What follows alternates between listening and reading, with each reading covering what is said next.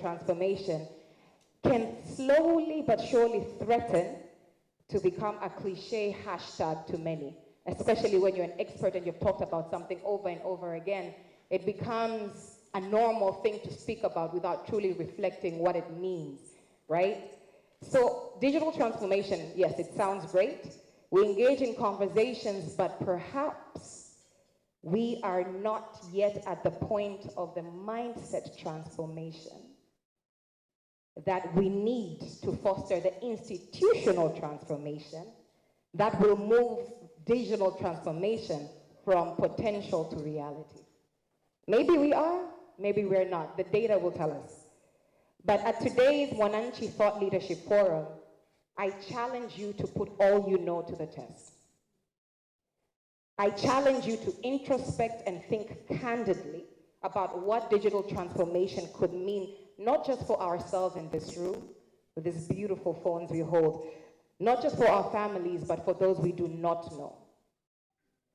I challenge us to think about the millions of young people whose future jobs and livelihoods hinge on the potential of this transformation, of how we can move from potential to reality in leveraging the transformation in health, education, climate, infrastructure, tourism, and so forth. These are all topics that the Mwananchi Thought Leadership Forum has engaged in the past.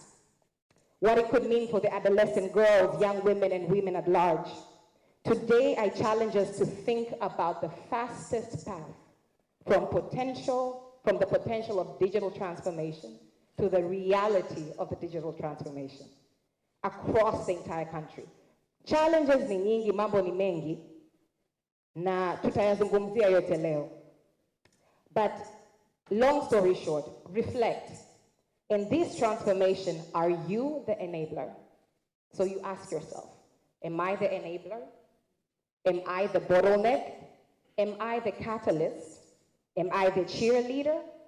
What role do I individually play? And what will it take for me to get on the right side of history?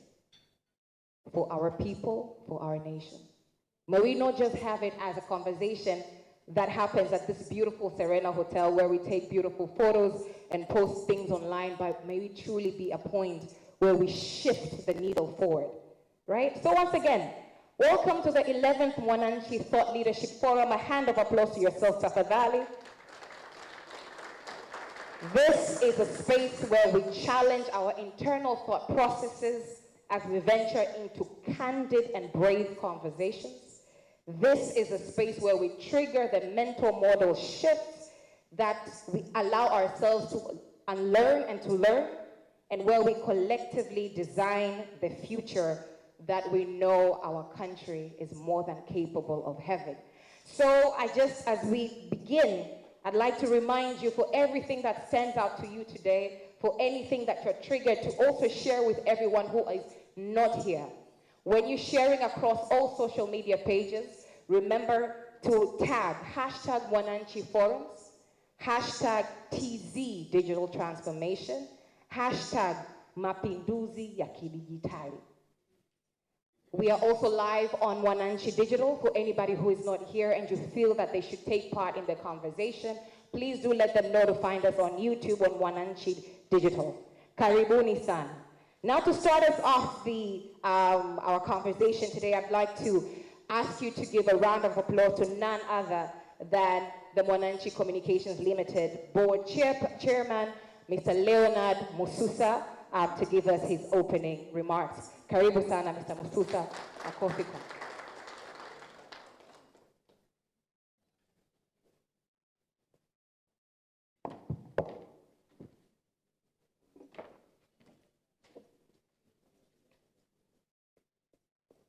Asante sana.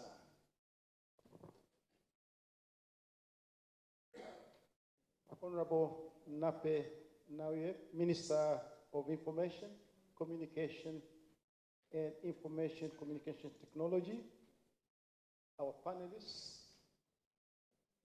our participants here present, and I think there are a lot more online. Ladies and gentlemen, it's a great pleasure to welcome you to our 11th edition of the Thought Leadership Forum. mean, the theme today clearly is investing in digital transformation for a sustainable and inclusive future.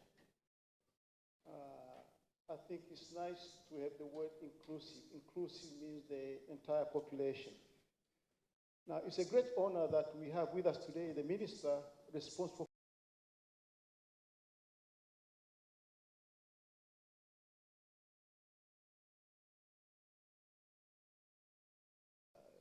various sectors.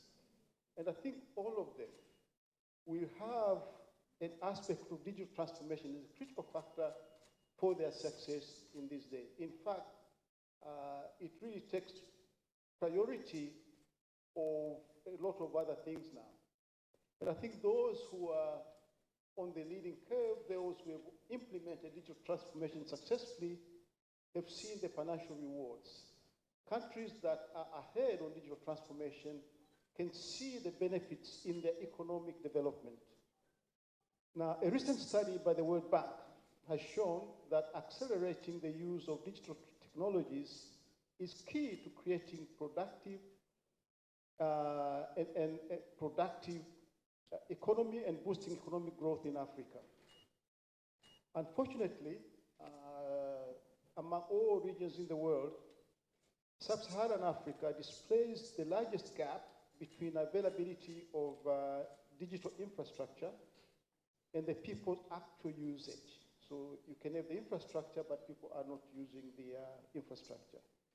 On average, across countries in Sub-Saharan Africa, 84% of, on average, of a given country have at least some level of 3G mobile internet availability, or 63% of 4G.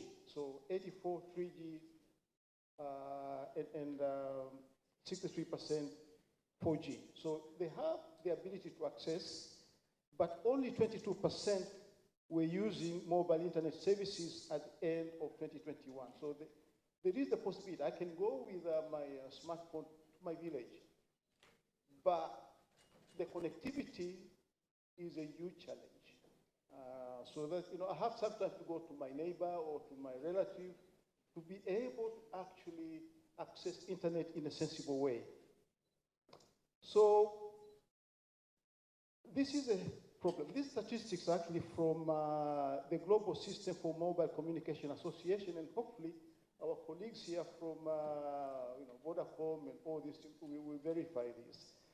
Now, closing this gap would actually increase our continent's potential to create jobs for the growing population and boost economic recovery in this highly digitized world. The report also highlighted, the World Bank report, evidence that internet availability has a positive impact on creating jobs and reducing poverty in African countries. Now, there's a quotation in that report that job estimates for Tanzania found that working-age individuals living in areas with internet availability witnessed an increase of 8 percentage points in labor force participation and 4 percentage points in wage employment after 3 years of internet exposure. So if people are exposed to internet, are able to use it, it does somewhat stimulate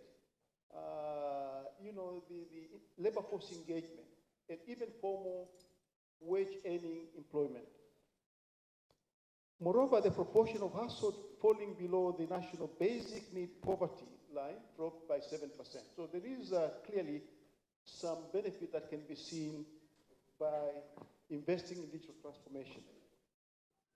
Now, to transform internet availability into productive usage and job growth, the country needs affordable access, digital skills, and digital technology that meet the needs of the Tanzanians. So we do all this bearing in mind the ultimate use by our population. Therefore, continuous sector reforms, targeted public investment that support digital economy foundations, and digital uptake can help close the digital divide, getting more and more people to make use of internet and unleash tremendous potential for more and better jobs for Tanzanians. Now, obviously, we've seen great plans. I think the government has announced quite a lot of plans in terms of investing in infrastructure. But I think in addition to that, we need to see development of digital talent, digital regulatory framework. I think it's already there. It needs just to be, beefed up. Data governance, and I think that data governance can be a bit of a challenge sometimes. I think we've seen that even within our own organizations.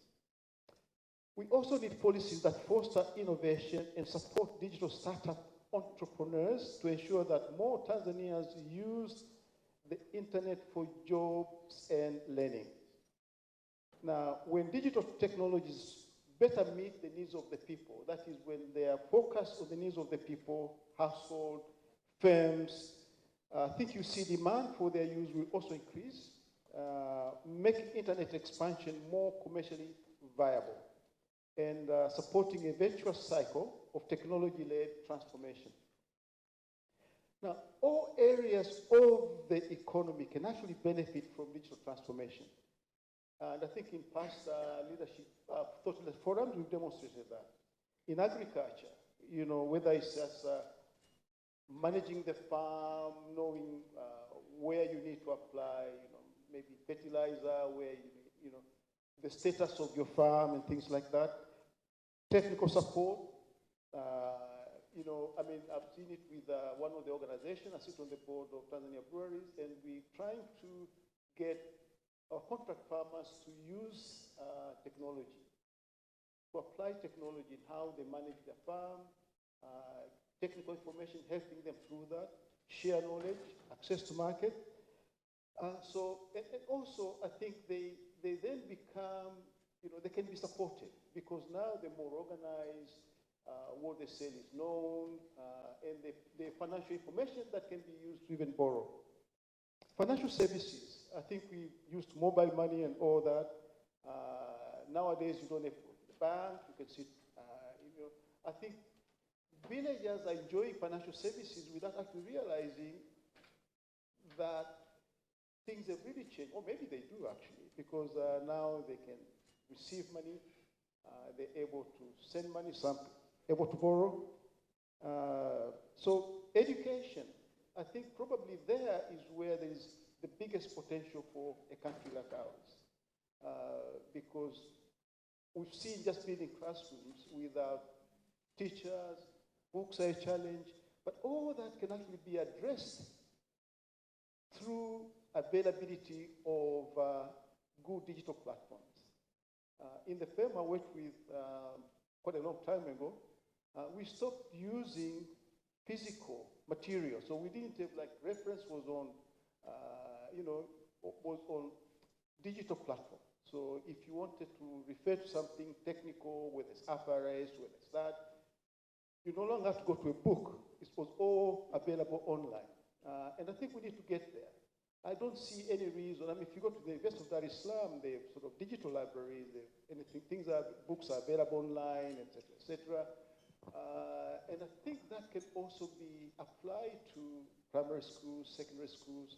People can be taught, on digital platforms. I mean, we've seen during the COVID problem, where, people could stay at home and actually continue with their courses. Why can that not be applied for the bigger population? I think there's a lot of potential there.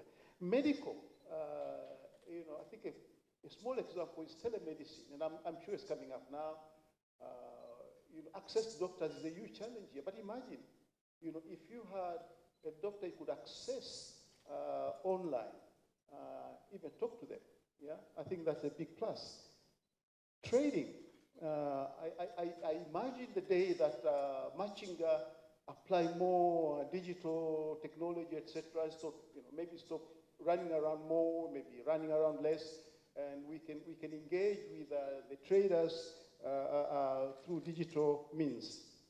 Now, I fully understand that the government has digital transformation as a priority area, and significant investment is planned in the coming year and beyond. And hopefully we will hear something from the Honorable Minister on that front. But when I talk to young men, engage in developing technology solutions. And there are many of them. There are many of them. Sometimes they come to me, they think I might actually invest in what they're doing, and I'm getting to be a musée, running out of money. So I think they give me the impression that there's limited support for them. So how can, I'm not just saying about the government now, because I think we tend to say, serikali inawezaje kusaidia. No, I'm talking about all of us here. How can private sector and the government work with our young people, engage in technology, to harness their talent, to make them break through, and they can show us the way to transforming our economy. So maybe we'll hear a bit more about the solutions that we can find here today. Now, I think I better stop here. I thank you all very much for taking your time to be with us here. I'm really looking forward to our engagement today, looking forward to all the great ideas that we get to hear from you, and also to those participating online. We look forward to your questions and your engagement. Thank you very much.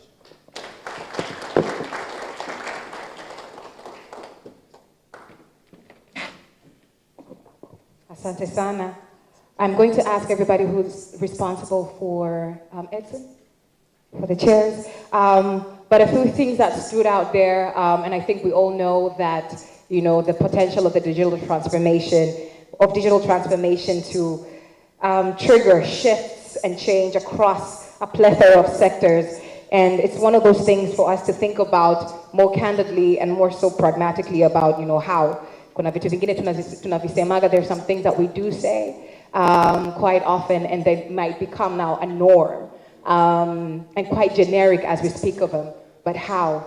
I love the example of healthcare and how, the digital space can help us move forward in health. And I normally think of a really small example. Just in case you're wondering what I'm doing, I'm stalling so that they can remove. All right. I just imagine something as simple as vaccines. We all know our little children have to get vaccinated. But one of the biggest tragedies in the country, especially in the side of routine immunization for young people, mothers forget, parents forget. Imagine it's not even a smartphone, but your feature phone, if you could have a reminder that, okay, your child needs to get a measles rubella vaccine, it's 9 months. After your child gets a measles rubella vaccine at 9 months, normally the next vaccine is at 18 months. That's the one we call it MR2. The measles rubella, the second vaccine, the second dose is the one that has the lowest coverage in the country. Why? Between 9 months and 18 months, you have forgotten.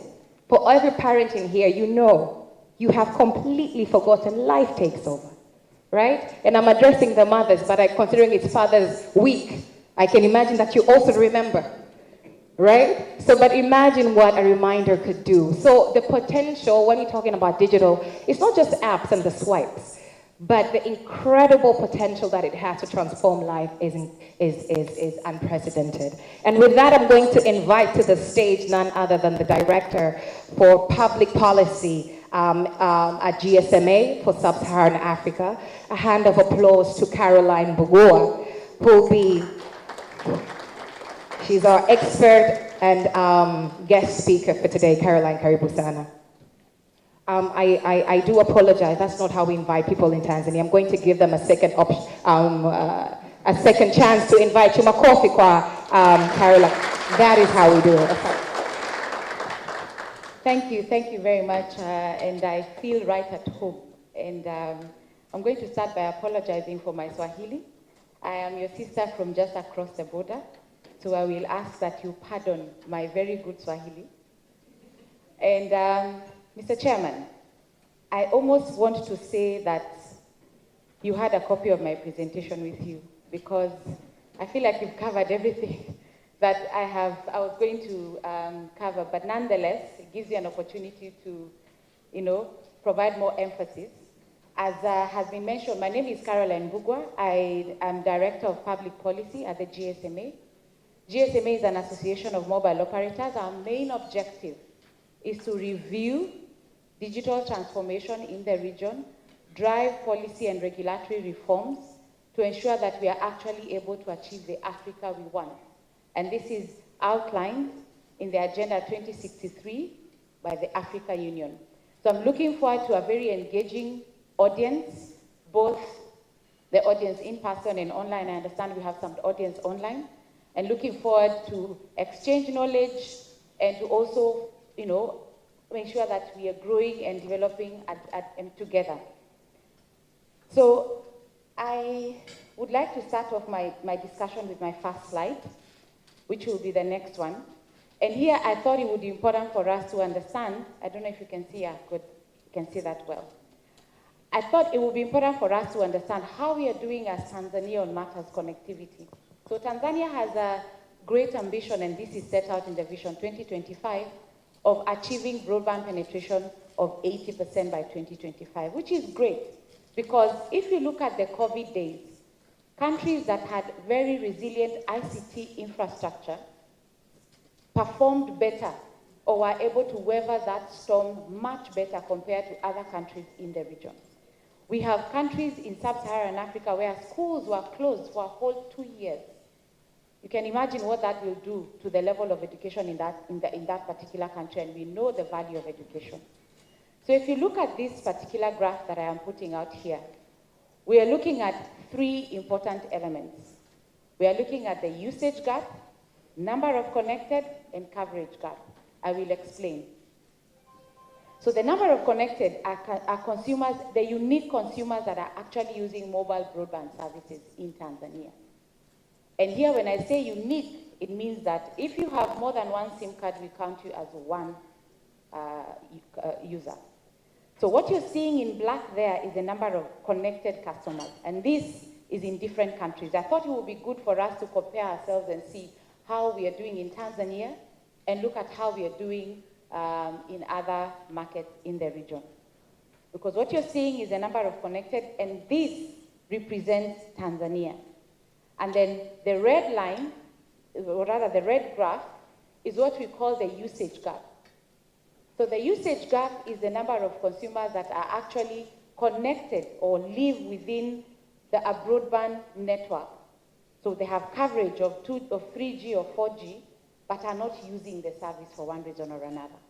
And if you look at this particular graph, they are the highest, yeah? And then we've got what we call the coverage gap. And the coverage gap here represents consumers that are not covered by any broadband network and require specific interventions for them to actually get connected. So then we look at it and we see, if you look at Tanzania, for example, we have a few that are connected and a big number that is not connected. And this you can see is a trend in the rest of the region. And we ask ourselves, so what is the challenge? So at the GSMA, we've done research, and we have identified certain barriers of broadband adoption.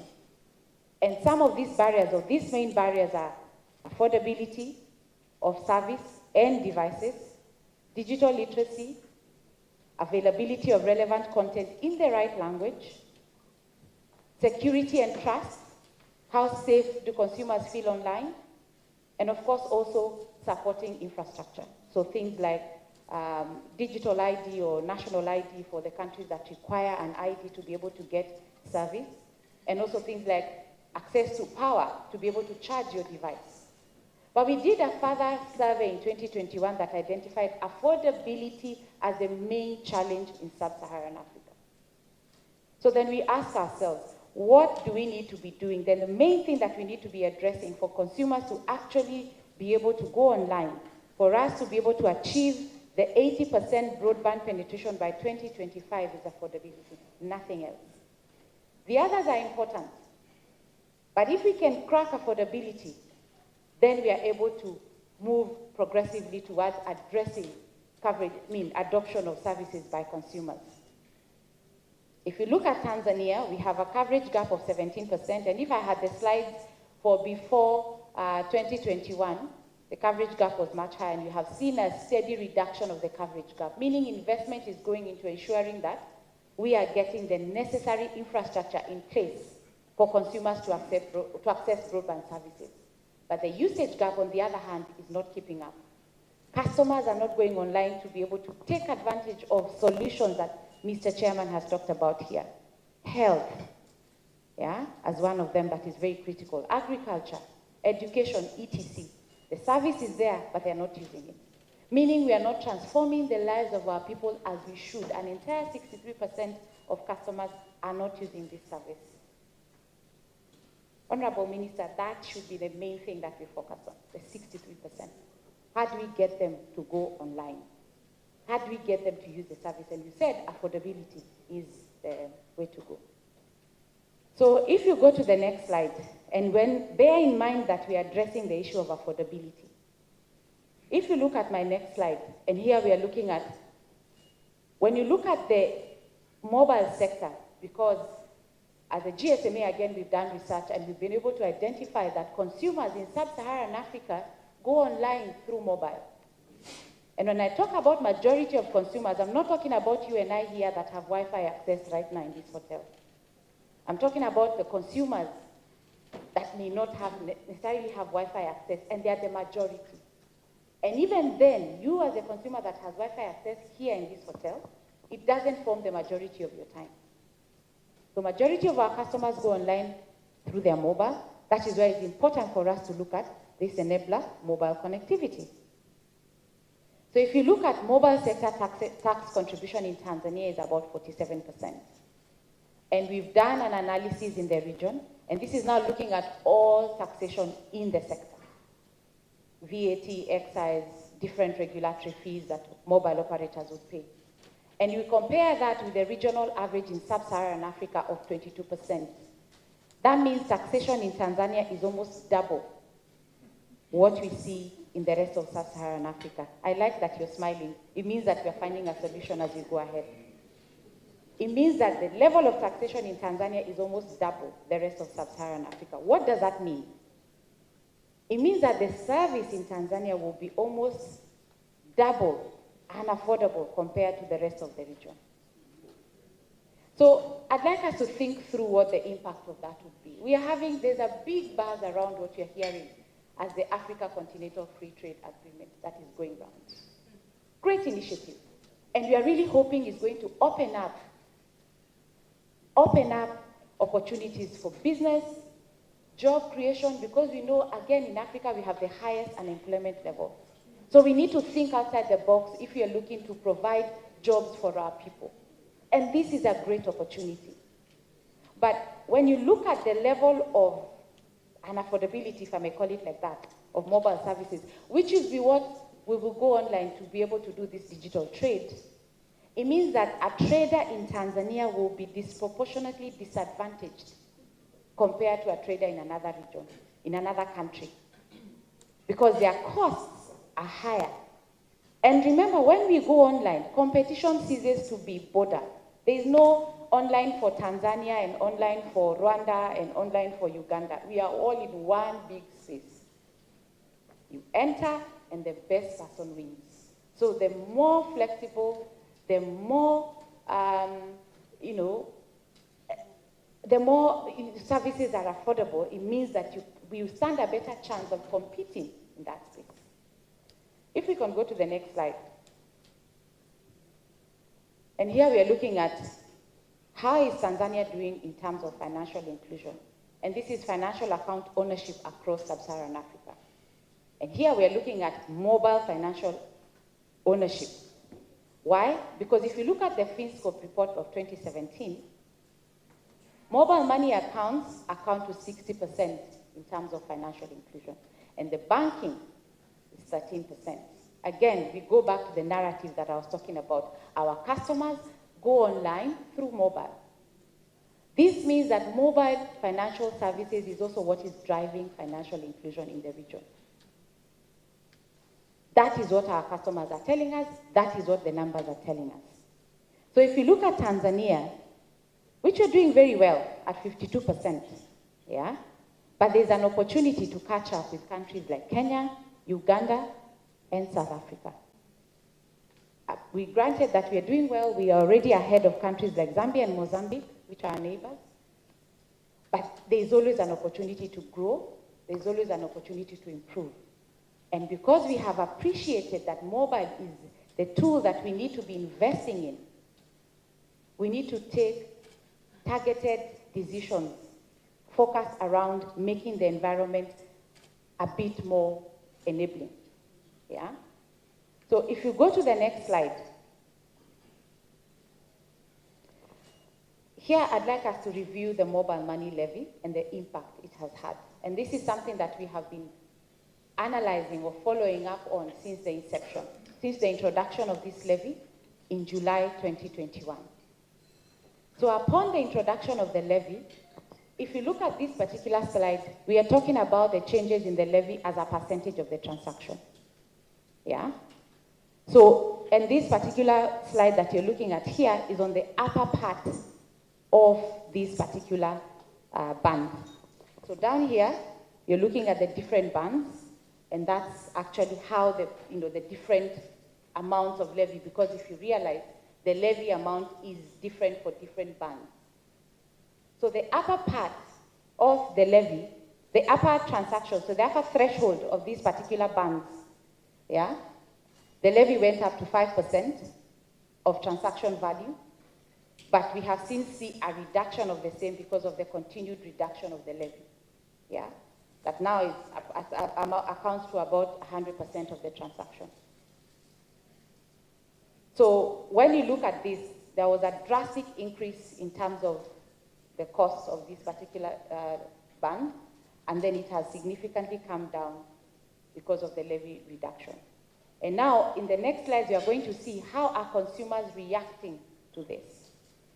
Now, if you look at, and if you look at this particular slide, it shows you that the upper part of the transactions were more impacted than the lower threshold of transactions. And if you go to the next slide, now that is exactly what you're showing. These are the lower threshold of transactions. Yeah?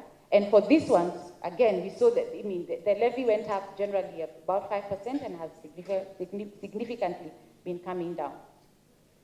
If you go to the next slide, and here we are looking at the price and what happened to the price of the levy. So to be able to incorporate the levy that was introduced, prices had to go up. And in some bands, again, we saw an increase of between 5% and 369% in terms of the cost of actually doing transactions.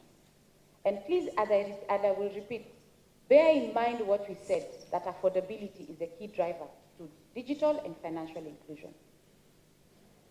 And on average, we have seen that on-net transaction increased by 215%, and off-net by 125%, cash-out transaction by 55%. So this has gradually come down because we have seen a reduction of this particular levy in terms of the price, but we are not still at the original price before the levy. And I'm happy to report that with the reduction of the levy, there has been a commensurate reduction of prices. So the operators or the mobile money financial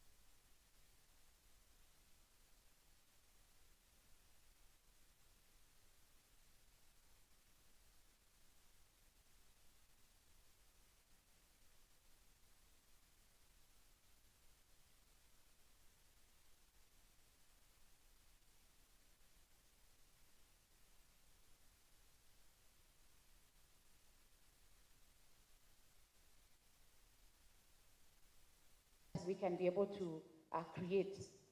So what you are saying is that cash out volumes have not recovered. And going by the trend that we are going, they will not recover soon.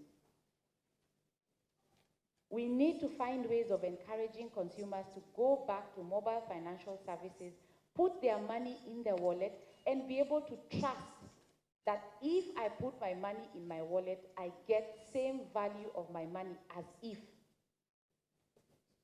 I was using cash. Because you know, at the end of the day, the main competition for mobile financial services is cash. It's not banking, it's cash. And we understand the challenges of actually using cash. It's difficult for governments to do planning because you don't have data of how the money is circulating in the economy. That's number one. You encourage black markets in the market because you can't quite trace, in terms of how the money is moving.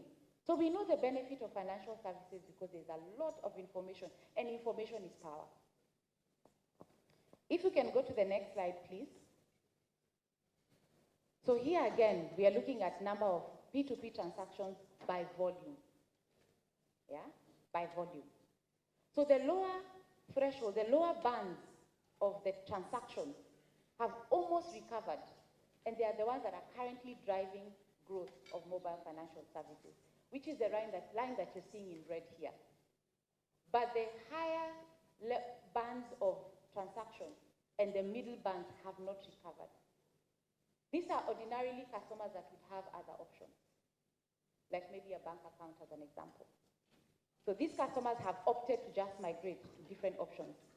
What that means, you're creating unfair competition between providers that are in the similar space. Because large transactions, remember, are subjected to a higher level.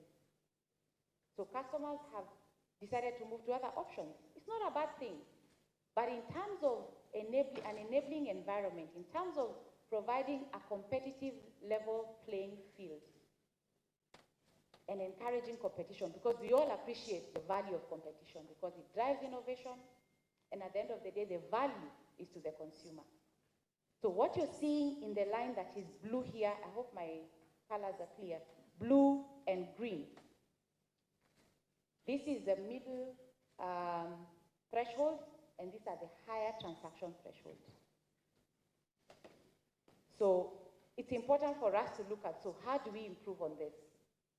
If you go to the next slide, and I'm winding up now, and I'll have questions after this.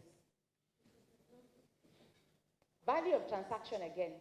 If you look at the initial value before the levy and after the levy, as you can see on this slide, we have seen a significant reduction of the value of transaction.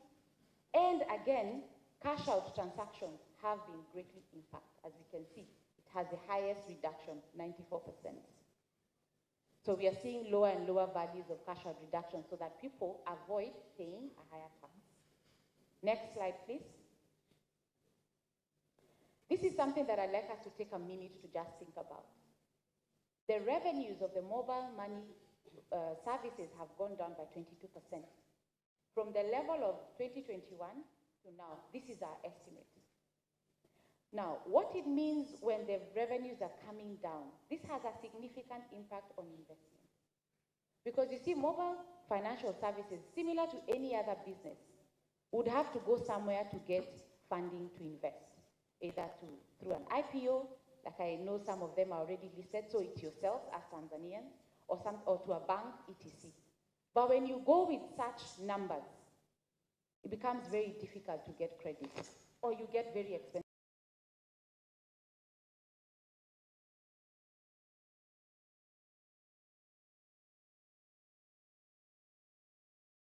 Evolution of the service, because we are trying, if you look at how global transactions are moving, if you look at our state of industry report as a GSMA, the biggest growth opportunity for mobile financial services is merchant payments, but requires investment to be able to move towards that direction. Point-to-point transactions currently account for 22%, which is the highest, but the next opportunity for mobile financial services is merchant payments. Integrating things like insurance, integrating education solutions, etc. If you're going to move towards that direction, we need to invest. Next slide, and I believe it's my second last slide. I think this will make clear in terms of the average value of transaction coming down. We can go to the next slide.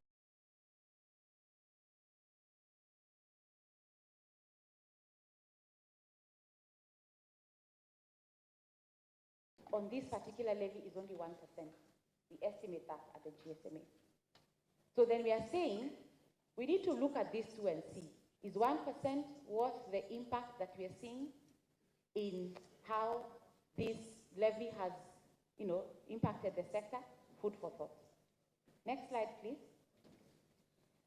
So here I'd like us to look at what is the economic impact of this particular levy. And this is where I will sound smart, because I'm an economist. So the first part, the green one that you see here, is the amount of levy that was collected from the mobile sector in 2022. 252 million Tanzania shillings. Great revenue earner. But if you look at the estimated loss in the revenue compared to pre-tax, and this is in general, remember we have seen a reduction of revenue in the sector. So if you look at general loss of revenue to government, has been about 12%. And this now, in terms of direct loss to government, is about 36 million. It doesn't sound like big now. But if you look at the wider scale, because we know the value of mobile connectivity and the impact it has to GDP and economic growth, we are estimating that in the year, there was a loss in GDP of negative 1.53%. That is significant considering that the sector is not contributing more than 5% to GDP already. So it's a significant loss.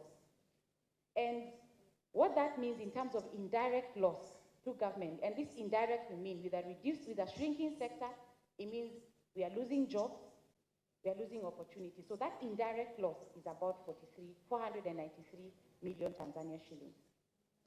And then total direct and indirect loss is 530, because you're saying this particular amount is what, at the end of the year, the government will have lost. Now, if you were to go through this for another 5, 10 years, it means eventually it will be a net effect in terms of value or revenue to government. So then it's important for us to look at it, that we need to take a step back and look at improving these particular numbers back to value provision to the government and the economy at large.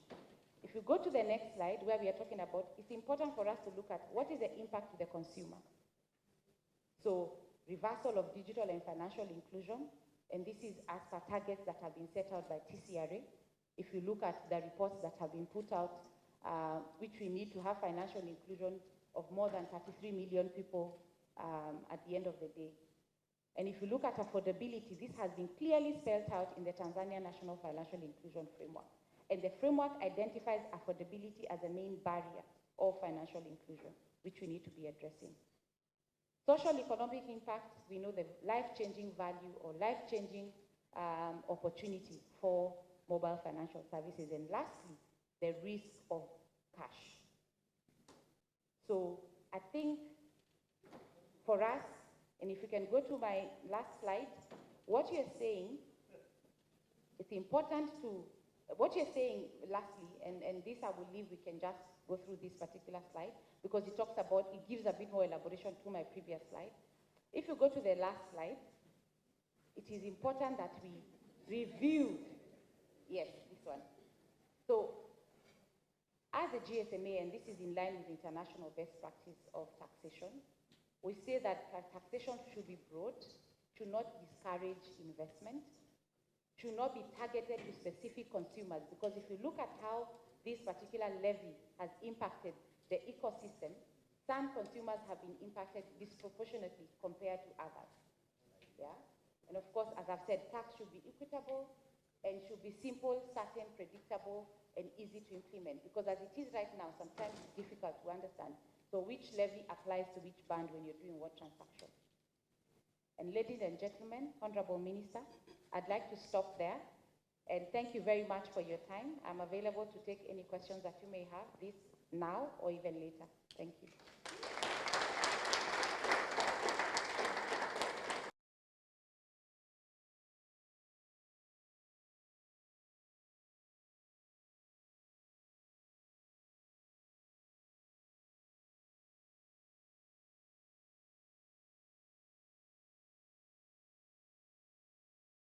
No questions.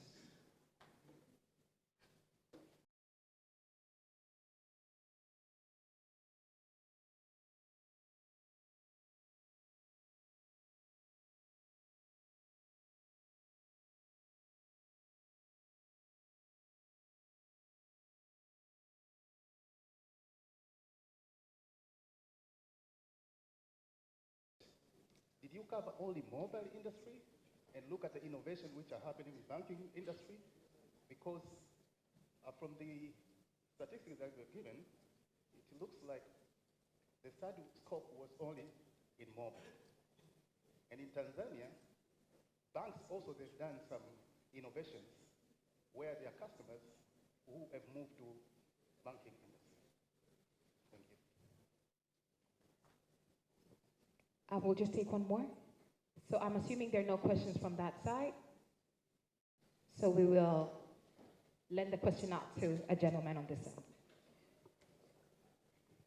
Thank you. I am Francis Nyonzo from Jamii Forums. Of course, we have read more than once about the affordability. And then I would like to ask, what do you recommend to be the definition of affordability? More than once, the minister has compared Tanzania to other countries in speaking of affordability. But when you take the average costs of the data relative to the average income of Tanzanians, it is not as affordable as other countries. So I would like to ask, what do you recommend to be the definition of affordability? Thank you. Thank you very much. Over to you, Caroline. Thank you very much, and those are great questions. So the first question you asked, what the scope of the work was. So in this particular case, we are looking at the mobile money industry, and this is purely because the mobile money levy, the TOZO that was applied, was largely focused on mobile money services in the initial time. And also because during my presentation, one of the things that we discussed is that majority of customers in sub-Saharan Africa actually go to use mobile financial services through mobile money. And hence the reason why we focus on mobile financial services. I'm happy to take up this conversation further with you now or after the session. But with regard to affordability and answering your question, I think the definition has evolved, if I may say it like that, from time to time. The Broadband Commission defines affordability as a comparison between price and disposable income of an individual.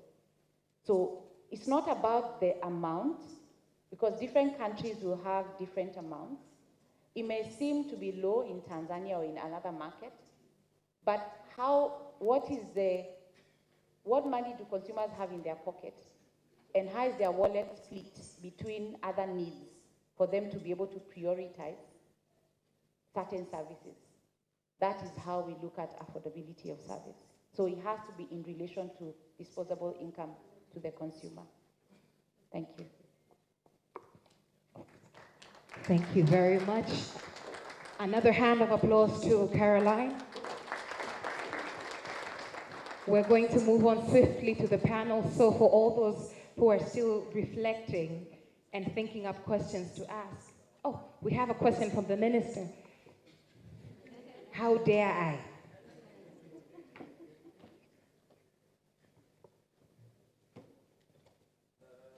Thank you very much, Asanteni Sana. First of all, Carol, you have done a good job of explaining the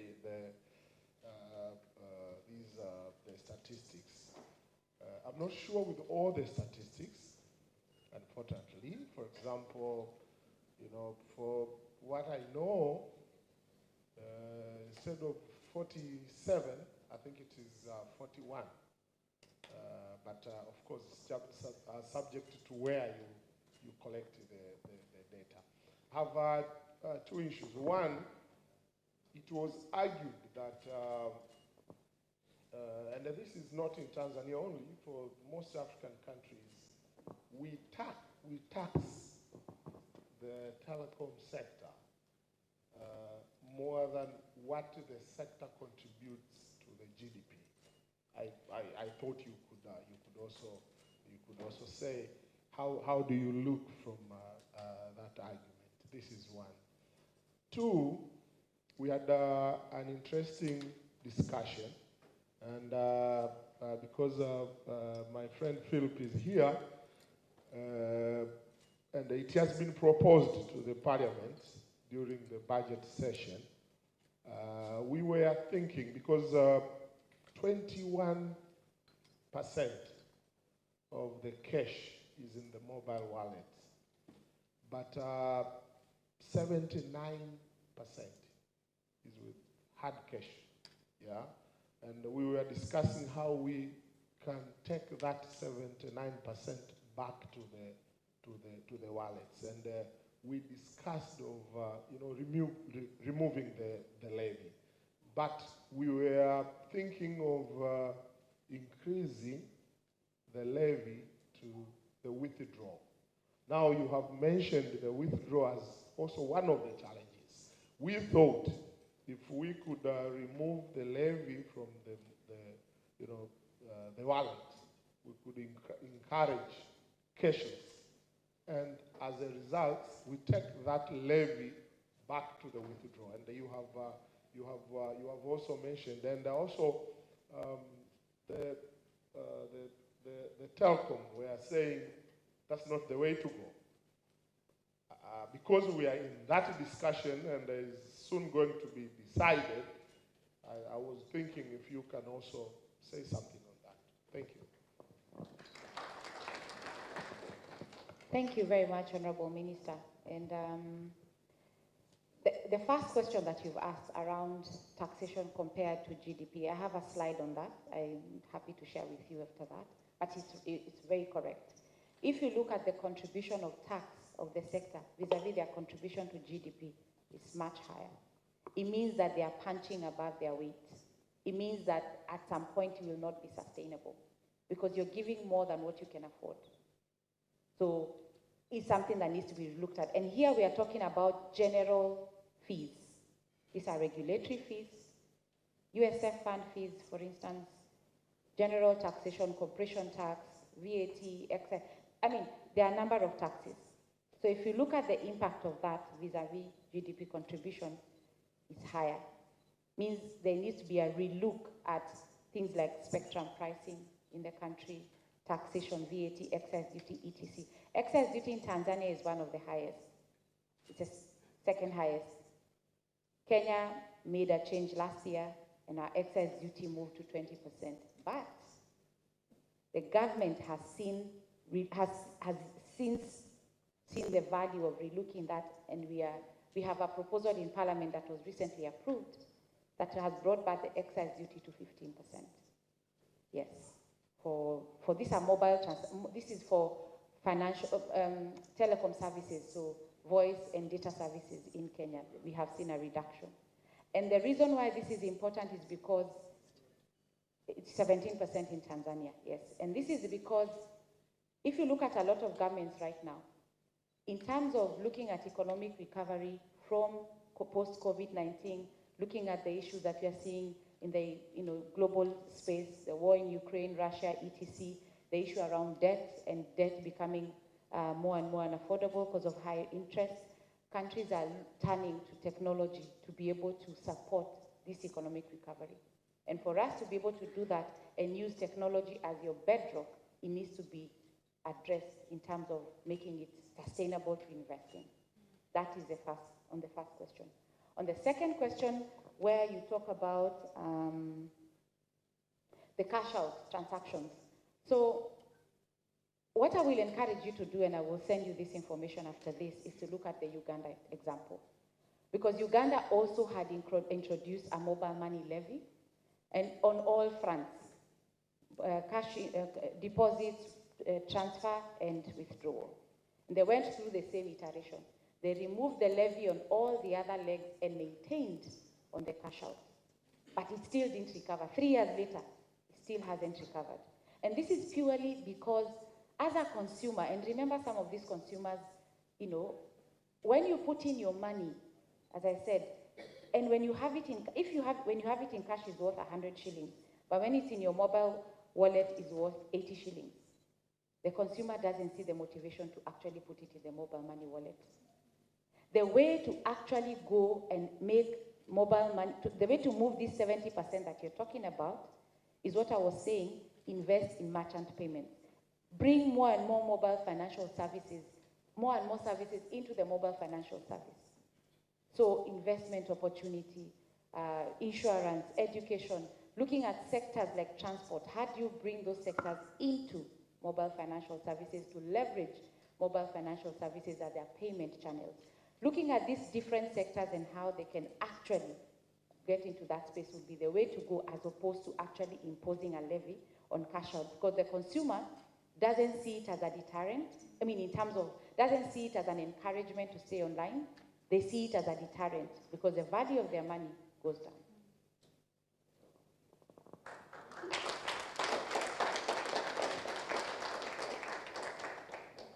Thank you very much. Asanteni sana. Once again, a hand of applause to Caroline Bugua. I'm going to ask for support to bring back the chairs. We're moving on swiftly to our panel discussion. In case you have any questions, we will hold them for there. But I'm going to share who we're going to have on our panel today. To everybody who's following us online, I hope you are able to follow swiftly. Also, if you have any questions there, please do share them.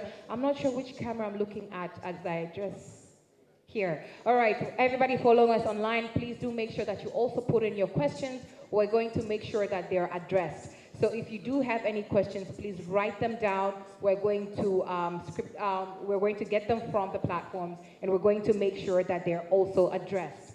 And remember, everybody, for everyone who is sharing any information, any trigger questions, anything that stands out to you on your social media platforms, the hashtags are 1, Mwananchi Forums. So the first hashtag is Mwananchi Forum. The second hashtag is TZ Digital Transformation. One word, TZ Digital Transformation. The third one is Mapinduzi ya Kidijitali. Mapinduzi ya Kidijitali. So do make sure that you share on your social media platforms, put in the respective hashtags and share the conversation across. Hopefully you're going to put in not just things that stand out to you, but also prompts that can trigger thoughts and responses from those who follow you or those who you influence on your social media platforms. And for everybody who's sitting here, I do recognize that you have a card like this on your table, yes? Please do look for it if you haven't seen it. You have a card like this on your table. Now, this card here has a QR code at the bottom. There's a QR code at the bottom. What you will do is you will scan this QR code. For those who have no idea how to, you can actually use your camera to scan the QR code. And all the photos that have been taken this morning are available in that link. Jamani, makofi kwa Mwananchi. All the photos that have been taken are available. So in case you're wondering, you don't have a photo to post your thought with, they are available currently and they are going to be uploaded as we go along. So moving on swiftly to our panel discussion. I'm going to start by inviting our moderator for the panel this morning. That's none other than Caroline Bugua, Director of Public Policy at GSMA. Karibu sana once more, makofi kwake tena. I'm going to bring to the stage tax partner at PwC, Mr. Joseph Limo. Karibu sana, makofi kwake tafadhali. I'm going to bring to the stage Mafuta Di Bunini, Director of Research Planning and Information Systems at the Tanzania Investment Center, TIC, makofi kwake tafadhali. I'm going to bring to the stage Mr. Philip Besimira, the Managing Director at Vodacom Tanzania, makofi kwake tafadhali. And then I'm going to bring to the stage Ms. Justina Mashiba, CEO at the Universal Communication Service Access Fund, makofi kwake tafadhali. Now, considering tumepiga makofi ya kichoyo kwa wote, I'm going to ask for us to give the panelists another round of applause. Thank you very much. The conversation today is going to be on our theme, Achieving Digital Transformation, Vision 2025, Opportunities and Challenges. I am going to ask you that you put your phones close by in case anything does stand out. Please do tag it, put it online, and do remember the hashtags. Over to you, Caroline. Thank you very much, and good morning once again. Yeah, it's still morning. And since I didn't get an opportunity to ask you all a question, these are my victims, and I hope you represent them well. I have confidence that they will. So I think, picking on to the question that Honorable Minister asked around how do we get this 70% of transactions online, yeah? I would like to turn to you, Philip. And one of the things that a lot of governments are trying to do is to address two things: cost rationalization and resource mobilization. And a lot of that will, at the end of the day, have this 70% actually get to use their service. But in line with what we were discussing in this presentation, those are the two areas that a lot of governments are currently focused on, and I believe the government of Tanzania is. And digital transformation is one of the ways to actually get these two issues fixed. So I'd like us to explain to us, how do we actually leverage mobile connectivity, mobile technology, for governments to be able to realize these two things so that the sector is seen as an enabler, as a business, as a partner to government? Thanks, Caroline. Morning, Honorable Minister. Morning, guests today. It's a very interesting question and on a very interesting subject. I have always said in some of the engagements that I attend that the beauty about mobile technology or digital technologies is that they are an equalizer in society. So it doesn't matter whether you are somebody somewhere in the remotest part of Tanzania or the most affluent place in San Francisco. Technology gives us the same abilities, which, unlike the first three revolutions, we were left behind as Africa, and technology allows us to leapfrog that. I actually had a boss when I worked in South Africa who said, we cannot allow for digital apartheid to take place because he argued that, apartheid was a representation of all the exclusions that had taken place through the prior revolutions, and technology was one way of leapfrogging and fast-tracking advancement of society. So, as an industry, as a sector, there's various ways we can play a part, and I think part of what you were discussing earlier on today is one of those ways we did how to, digitalize society, the economy, and the different areas. So, one, fintech is big. With fintech, it's actually, you made reference to a FinScope study that shows that I think the 2022 study shows that for more than 65% of adults, their first time to actually have access to a formal financial product is through mobile, compared to the banks that are under 20. So mobile first has become the way of life, and we need to continue building on that capability, expanding beyond the traditional products that we have.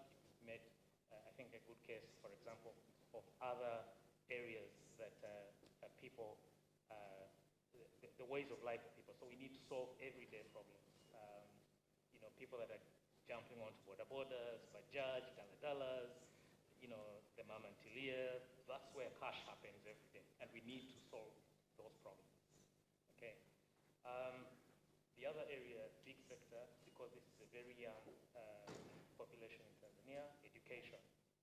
We need to work towards digitizing education as much as possible. And there are various use cases in that regard.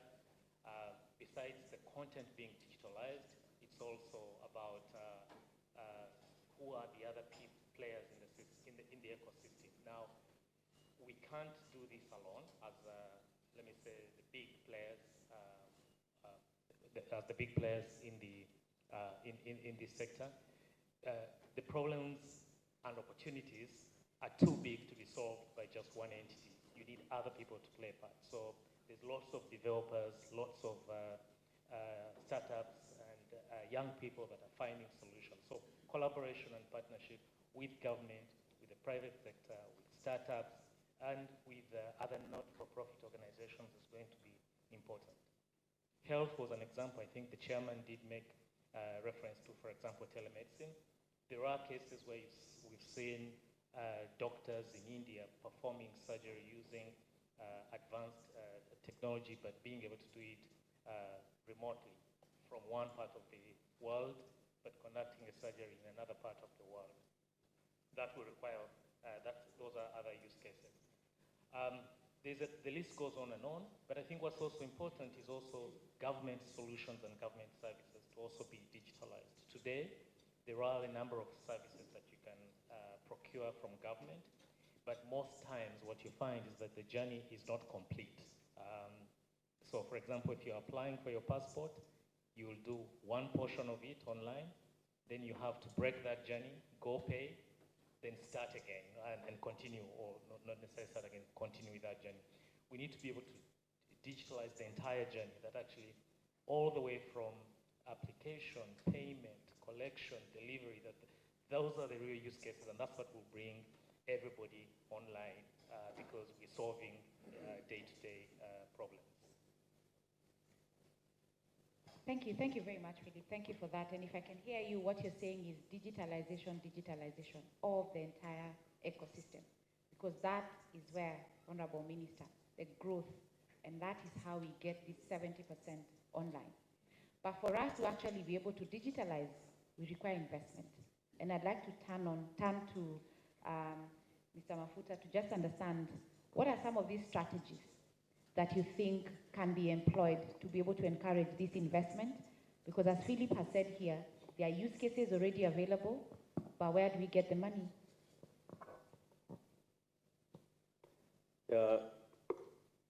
It is important to invest in digital economy. The Tanzania Investment Center is in the forefront to encourage investment in the sector.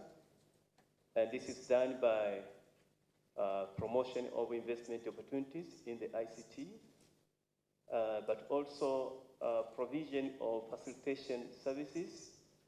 And these services should also be done online. We digitize the services to reduce the paperwork application. And so to have this be done, we are creating an enabling environment in the public sector. And this has been done through the enactment of the Tanzania Investment Act. You remember in October 2022, a new act was enacted. With this act, we have provisions to encourage investment. One of which is, yes, we have this investment in the digital market, like you call the mobile companies who had already invested, but they can expand. If we expand, the Act provides for incentives for expansion projects, but also for rehabilitation projects. The previous act did not have that provision. So in other words, it was a disincentive for expansion rehabilitation. But currently, you can expand and you can rehabilitate your project and still access some incentives from the government. But also we have a one-stop facilitation center which has 12 public institutions. You see these institutions, each institution has its own system where as an investor, if you want to apply for services, maybe from TRA or from BRERA, you need to log to every system. So you create a user account and a password for every system. There are 12 institutions, in other words, you have 12 passwords, 12 user accounts. Now the government has decided, we are currently finalizing the single investment window through which you will have only one user account and one password. Through that, you can access all the other systems and you get the services. And all the documents which you had already submitted in one of those institutions, you not resubmit. They will all be accessed through the single window registration system. So we are also doing research to identify bankable investment projects in the ICT so that we can promote them and encourage investors to come and invest. Again, to take cognizance of domestic investment, especially in the ICT, which might not need maybe a lot of capital, the law has lowered the capital threshold for local investors. You can now apply for certificate of incentives through the Tanzania Investment Center if your investment is worth $50,000 US. That's achievable because in the previous act you had to have $100,000 US, but currently you can just access the certificate of incentives with only $500,000 US. So we encourage investors to use the center, and we continue modernizing our services to make sure that we leverage on the technology to make it vibrant and to have significant contribution to the economy. So we welcome you for the investment at the Tanzania Investment Center. All right, thank you very much for that, and that's very encouraging to understand that we also even have an act in place, the Tanzania Investment Act, that provides that, stipulates the processes that you need to go through to actually be able to invest in Tanzania. And this moves us very easily into the next conversation I'd like us to have with Mr. Joseph. Look at, the act is there, meaning that we are actually have the intention of creating that enabling environment. But as I went through my presentation right now around taxation, we have seen a significant evolution in taxation in the market, and analyses have been done by different organizations, including PwC. So I'd like us to take us through what, in your view, has been the evolution of the taxation and regulatory environment in Tanzania for the last 10 years, and focusing on the current debate around the e-levy, the mobile money levy, and of course also excise duty in the country. Thank you, Caroline. Good morning, Honorable Minister and guests. When you are doing your presentation and then knowing my area of expertise being taxation, I was asking myself, why again am I in the panel? Because you digested a lot, and maybe then I need to take people back and maybe also let all of us think back, maybe bigger picture. What is it that we want to achieve as a government through technology? We are saying now technology is an enabler It's no longer what we used to think in the past, that it's a luxury. I mean, having a mobile phone, it was reserved for a few, and it used to be thought as a luxury. It was a competition between mobile services versus things like alcohol and cigarettes. So you could understand at the time when maybe the government really decided to impose excise duty on telcos, because if someone had a disposable income of 10,000, which he used to use for cigarette and beer, when mobile came on board, that 10,000 was also partly used for telecommunication services. But it's no longer the case. And once this has now moved from being a luxury to a necessity, and the government is acknowledging that this is an enabler, you use it for education, you use it for health, we use it for agriculture. I mean, imagine what you used to do in the past, transporting money with buses, I mean, writing letters. All these have been substituted by technology, and therefore, it's no longer a place where you actually inhibit the growth of it, but rather use it for the economic growth. And where we are standing, subject to resolution that will be passed by the Parliament on this proposed budget, telco still stands to be really highly taxed. And if you know that the government passed the rule to split the telcos into what we call GSM, which is voice and data, and mobile financial services, which now are two different companies. So if you go into voice and data, the minister was right, you are talking of turnover taxes of 41%. So broken down into 17% excise duty, 18% VAT, 1.25% on UCAP, 1% royalty, 0.3% service levy. So cumulatively, that sector is taxed at 41%. So essentially, simple mathematics is if you give 10,000 to Vodacom for your airtime, 4,100 goes to the government before Vodacom can give you the service. And then Vodacom has to maintain the network, has to pay employees, and then at the end of the day, you'll also hear debates, why is Vodacom not making profit? Okay? Now that's the only, the GSM side.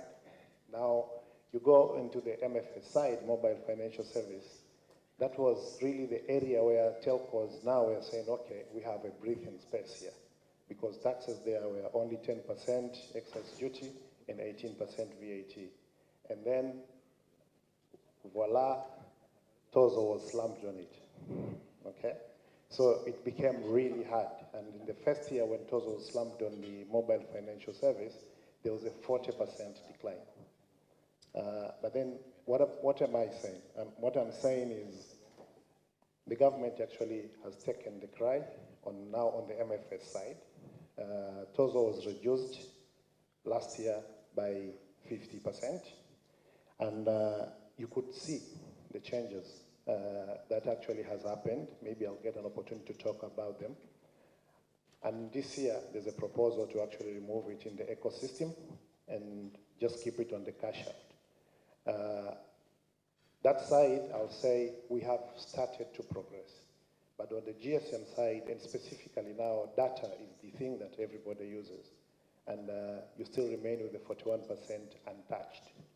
17% is really high, and we are the highest across the East market. Kenya raised theirs to 20% last year, but this year they have lowered it back to 15 after they have seen the decline in terms of excise and VAT collection.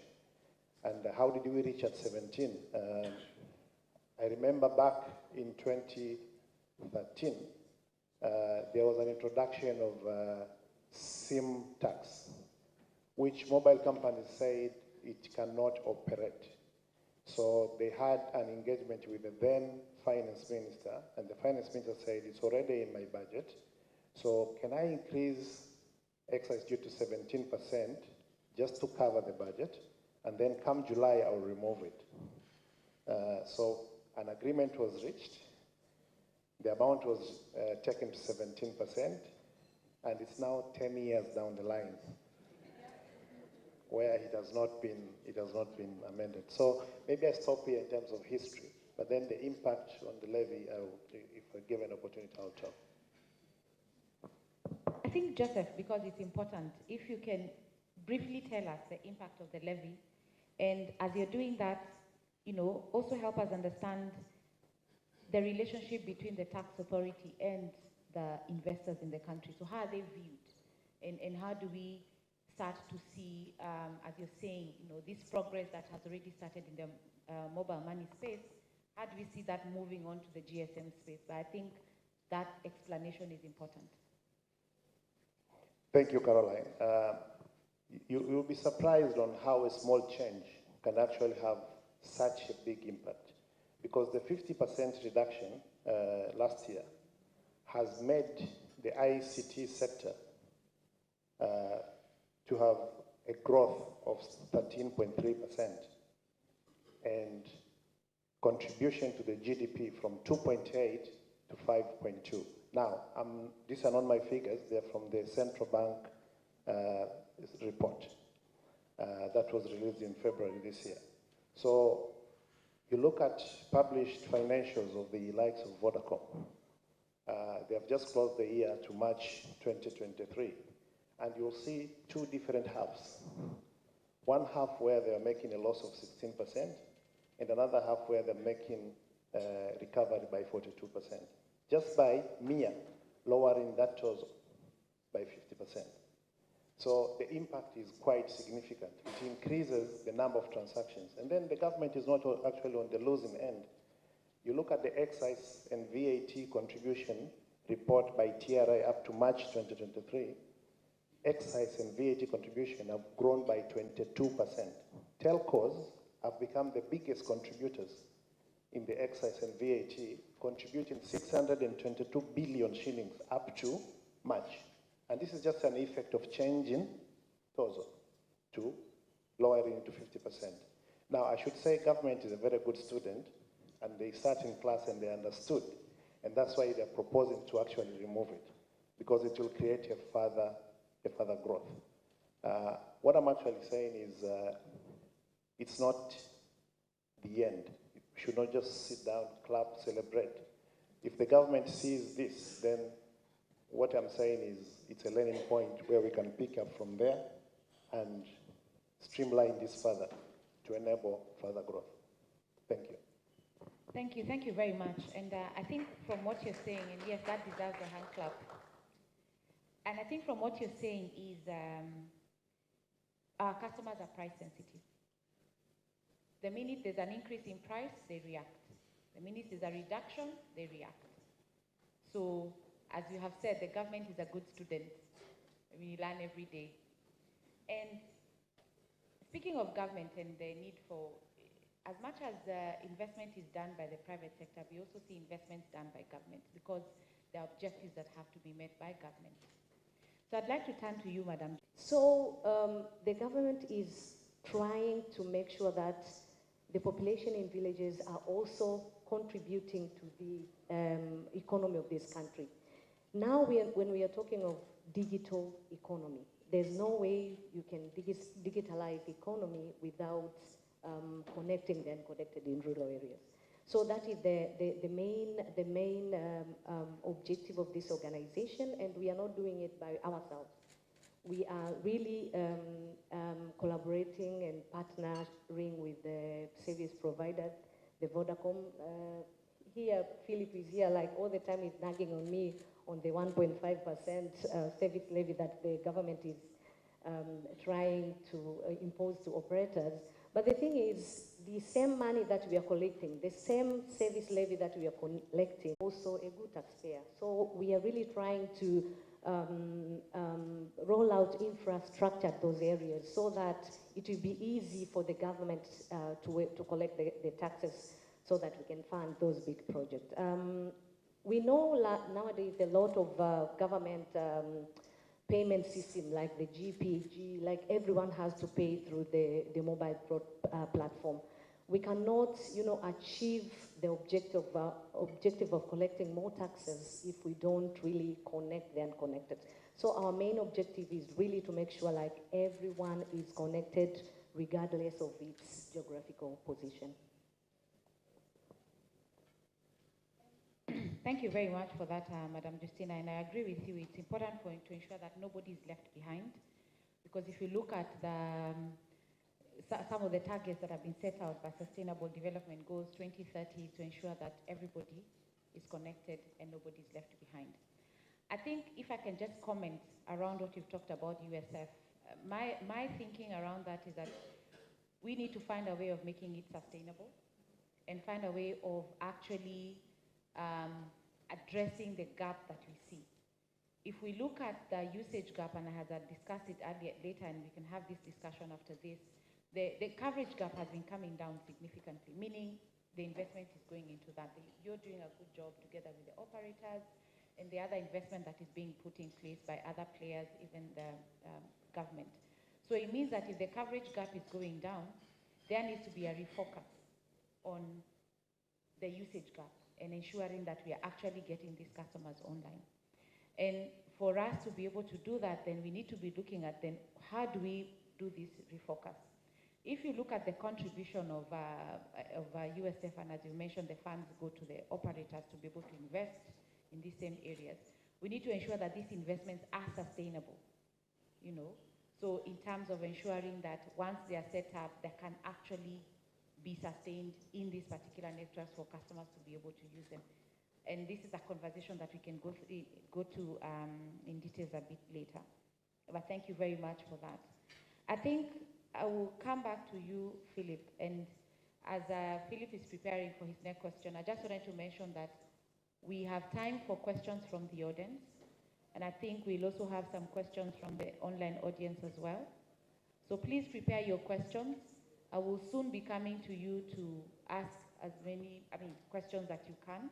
And when you're preparing your questions, please, when you're asking your question, indicate the person that you'd like to address the question to. And I will ask that we please take as minimum time as possible to ask the question. Coming to you, Philip, and this one I'm talking about, according to AFDB Bank, the real GDP of Tanzania is projected to rise to 5.3% in 2023 and to 6.3% in 2024. And similar to what we discussed with Mr. Mafuta here, is investment is a key pillar in ensuring that this actually happens. So as an investor in this particular market, and one that has been able to go through the different motions, what do you think needs to be done to be able to have that sustainable development, to be able to reach these numbers that we are talking about? Because that's the only way we can be able to see new products and services go to the market to address the everyday problems that you are talking about. No, thank you for that question, Karen. Look, this industry, whether it's ourselves or whether it's done directly by government, is a capital investment heavy industry. The capital intensity in this part in our business is quite heavy. Each year, we're spending north of $65 million in terms of investment, whether it's in the network side or IT-related systems. So it's a CapEx hungry or money hungry sector.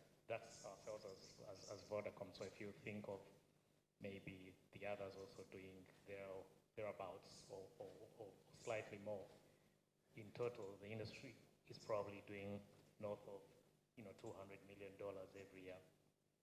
And this is one, and I liked the comment that was made by the gentleman from the TIC, because one, there's maintenance CapEx to keep what we have operating efficiently and up to date, but there's also expansion into new technologies.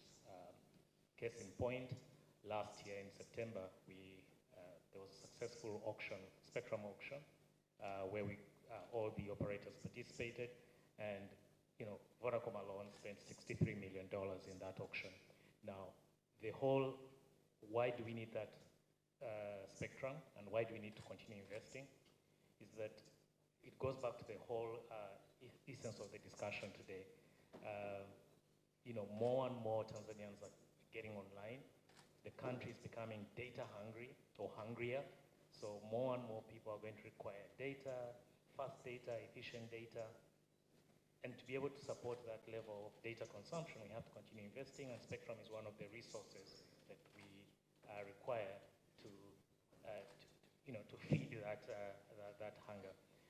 And we're glad that the government was able to get that auction done successfully. Side note, I've been in another auction in another country, and I can tell you it can be very difficult and stressful, and this one seemed to have been done efficiently. So continuous investment is a key thing. So I think for me the key thing here, in reference to what the TSC is doing with the amended act, is how do we draw on those incentives on a continuous basis so as to encourage continuous investment. So we're now going into 5G. All the operators are going to be rolling out 5G.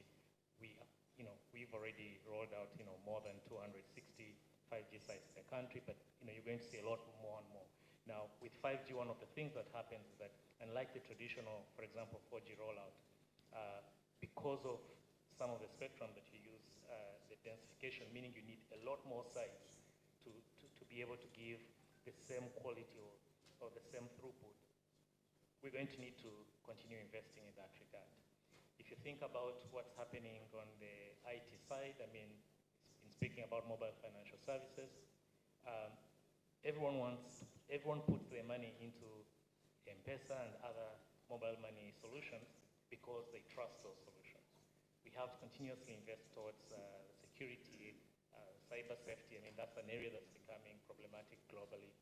To stay ahead of the curve and make sure people's money is safe, there's millions of dollars that we have to invest in that space. I think the third area that I would want, especially that we have Honorable Waziri here, is that to get more and more Tanzanians online, they need access to mobile phones and smart mobile phones. I was at an event, I think, with the Honorable, where Mama Samia, the president, kept on saying we need to move Tanzanians from Kitochi to touch. That means we need to get them off, those feature phones onto smartphones where they just touch.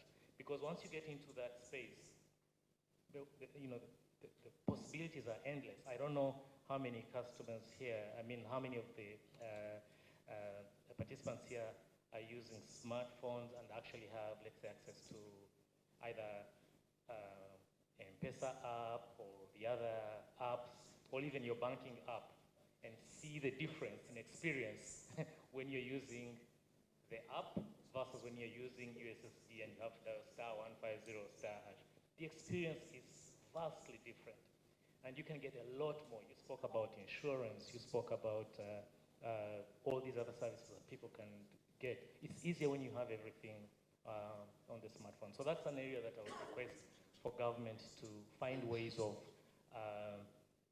bringing down the barriers to entry. The costs for a smartphone today, if you get one from Karioko, maybe 250,000 compared to a Kitochi for 55,000. So, the leap from a Kitochi to a touch phone is quite massive. People have to, so you want incentives in that space so that more people can get online. Obviously, there's other things that we need to also take on as operators. For example, today, you will find solutions like device financing, where customers are able to pay kidogo, until they pay off the phone fully. But we need to work jointly. Some solutions will be government-led, others will be private sector-led, towards making it easier for investments to take place. I think at the last Tanzania National Business Council meeting, the president also encouraged and challenged the private sector and the people in the room to, for an assembly plant in Tanzania for smartphones. That's an example, and I think she said, we'll get all the support. That's an area that we definitely need to pick on. It's incentives like those, but it's also the tone and intent from government that will go a long way in us having continuous investment in the sector. Thank you. Thank you very much, and you touch on very critical issues around technology evolution, moving into 5G. The rest of the world is moving into 5G maturity. In sub-Saharan Africa, we are not yet at 4G maturity. But 5G is critical because 5G is envisioned to be a transformative technology for the vertical, different sectors. So we need to continue investing in that, but more importantly, as you mentioned, is to get people online through affordable devices. And that's a big, big issue in sub-Saharan Africa right now. And a lot of people are trying to address it. So issues around, and I remember in 2022 or 2021, if I remember correctly, import duty had been removed on devices, but unfortunately it was reintroduced. So I think it's also an area that needs to be looked at to just see how we balance that off. Before we go to questions in the audience, and I know you're starting to ask your questions, I'd like to just have one last comment from Mr. Mafuta, just to understand really briefly, if you can give us examples of how this particular act that you've put in place has made investment successful in Tanzania, with examples. And if you can, please highlight some of the things that you think need to be done more to be able to now have this investment done. And this I will ask you to do in a minute. Thank you, Caroline. We have experienced significant investment in the digital. Something you should know is that all the mobile companies who are registered by the Tanzania Investment Center, though it was done in the previous years, long time ago, but they are all registered. So as Philip said, they could not come for incentives because the law could not provide, but currently the law is providing. Taking an example, between 2016 to May 2023, we have registered 31 ICT-related projects. All these are worth 1.26 billion US dollars. And these projects have created jobs, 5,547 jobs to the market. So it is quite significant. That's why we are encouraging and attracting them to come and use the center and to continue with the investment. Thank you. Thank you very much. And as I had promised, I would like to open up for a few questions from the floor, and I will ask our able moderator to help in guiding us around how we're going to take these questions. We'll have some mics going round so that we can be able to hear, your comments, your views. And as I said, please be brief. Just say your name, organization, and go directly to the question. And please don't do a recap. Just go directly to the question. Are there any questions in the room? Oh, we have a question right here from Balos. Well, thank you very much.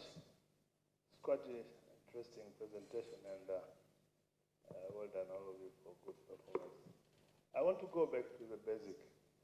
I think you've centered, is it because of Philip and Christina, you've centered more on telecom. But the topic is digital transformation for sustainable and inclusive future. Why? Why is digital so important? And I think it's clear. We are living in the age and era of digital transformation all over the world. And therefore, it's not a choice. It's an imperative. It is an imperative because digital, when you talk about digital, you talk about data, 0 and 1.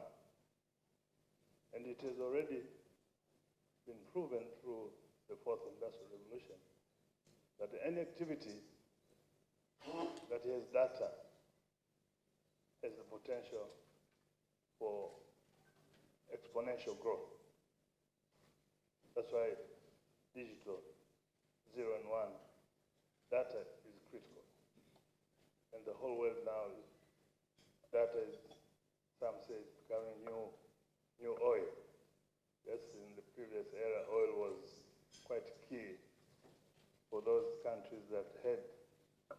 Now, possession of data is all that it needs for a country to achieve exponential growth.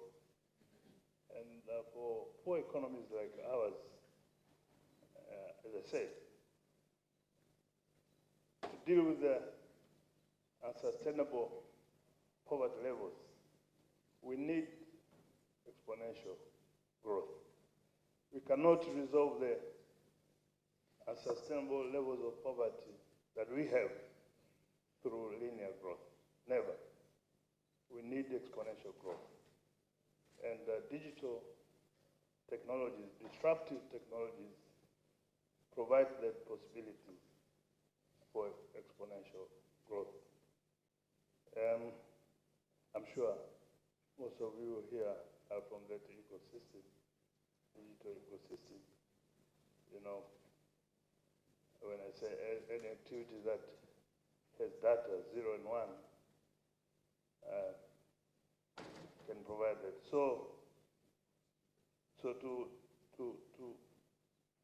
stimulate the digital transformation, we'll focus a lot on tax.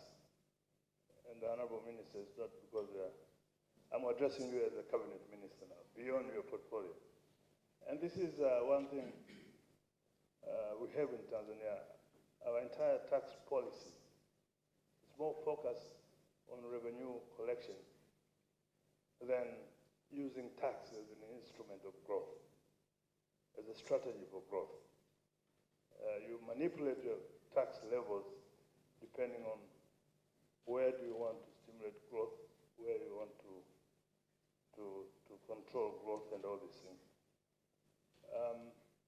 Hong Kong doesn't produce a single grape, but it is through fiscal intervention made during early 2011, 2012. Hong Kong today is the biggest wine exporter in Asia, certainly one of the biggest exporters of wine in the world, just because of tax intervention. The governor there decided to remove tax and allow Hong Kong to import wine from all over the world, and created a huge industry of warehousing, logistics, packaging, and therefore it is a big exporter of wine, just through tax manipulation. So we should not really look at tax as a mere revenue collection. We should look at tax as an instrument or a strategy for growth. And I think to have meaningful digital transformation, the tax instrument should be applied in a manner that it encourages growth rather than discouraging growth. I think this is the point beyond your portfolio, Honorable Minister. And secondly, I think precisely because digital transformation can give us exponential growth, then we have to look at the policy, overall policy on digitalization, and overall policy or legal framework that encourages, there are so many issues in the digital space, copyrights, intellectual property rights, and all these things. Mr. TIC, when you talk about capital, technologies, high-level skills, these are mobile. They go where they feel welcome, where they can grow. So your policies, your overall digital transformation policy, your fiscal regime, your legal framework, your regulatory framework should also be set in a manner that can encourage digital investment in the digital space. Certainly, as you mentioned, a range of areas, agriculture, health, so many areas. But key here in Tanzania, I think our education has to be relevant because there's a whole debate about future of work. A lot of these jobs will disappear very soon. But are we investing to create human capital that can cope with digital transformation? We're doing very well in towers all over, but at the end of the day, we have to have human capital that can cope with it. I thought I should make this brief comment. Thank you.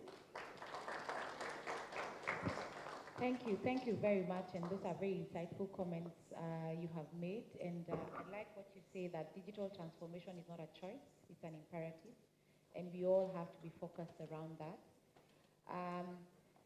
One thing that I'd just like to add to that is that I don't believe the mobile sector is opposed to taxation. I think let's just make that clear, because it's important for every player that is deriving value out of a particular country to actually make their contribution to the development of that country. And that is how you're seeing there's a huge debate happening globally around fair share and the contribution by OTT players, for example, to the development of the countries where they are deriving value.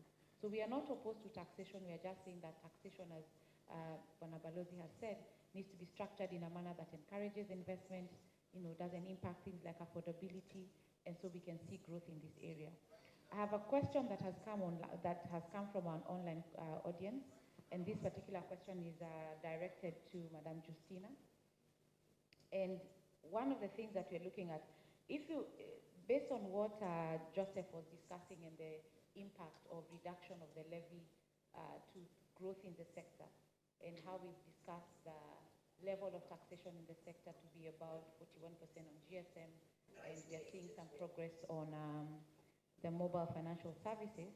The latest regulations of UCSA are looking at imposing the USF levy to mobile financial services, because there's a split now between GSM service and mobile financial services. Because of how we have seen consumers are price sensitive, and this levy would ordinarily be passed on to the consumer in some form of increase in prices, how do you think this will impact this particular area that is still struggling to recover, that requires reduction of taxes from the current levy? And also, if you look at that particular ecosystem, other players like banks, for instance, that would play in the same space as mobile financial services are not subjected to the same USF levy. So meaning that competition will also have a challenge. So this question is coming from Olaf, from Vodacom.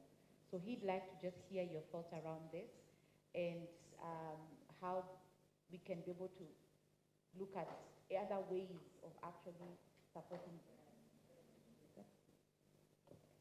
One second, sorry, Caroline. I'm going to ask, should we take more questions from the floor and then have the panel respond? Okay. How many more questions should we take?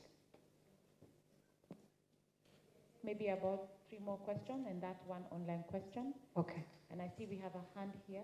So we have a hand here. Can we have another hand? I'm going to request for a lady. If I don't get one, I'll come to you. We have a gentleman here. I have a lady on that side, so that's 1. Do I have another one? So I've got 1, 2, 3. Can we do 5? Yes, yes. Okay. So we're going to start here. We're going to come to you. We're going to go to the lady over there. Then we're going to come to you, and we're going to close up here. Karibuni. Thank you so much. I'm Hanif Jaffer, Director on Mwananchi Board, and also in the banking sector. Caroline, very nice presentation. Thank you. Mine is more of a comment than a question. I represent the banking sector also, and I can tell you what ICT has done to us. I mean, if you go back 5 years or 5 years back, you couldn't open an account. You had to go to the bank physically. You had to spend hours. Today, you can online open an account. let alone that today. I remember 10 years back or 15 years back, you went to a bank, you asked for a banker's check. It would take you a day or two. Today you can get it online. If you want to do, you don't need a banker's check, you need to do a remittance, a TIS payment.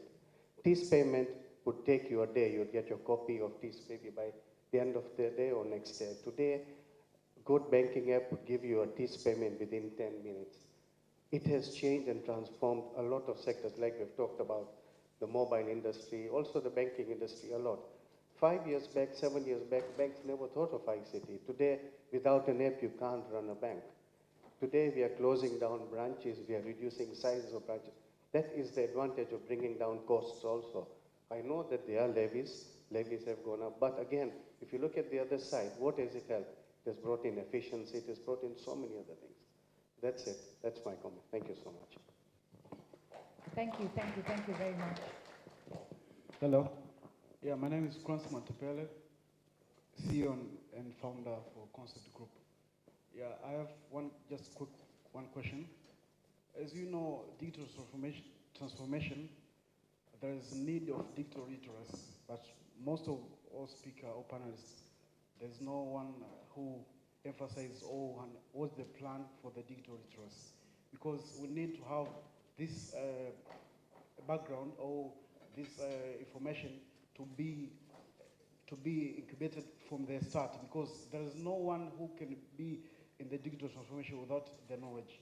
So I want to know what is your plan for the digital literacy before transform to this digital transformation. Thank you.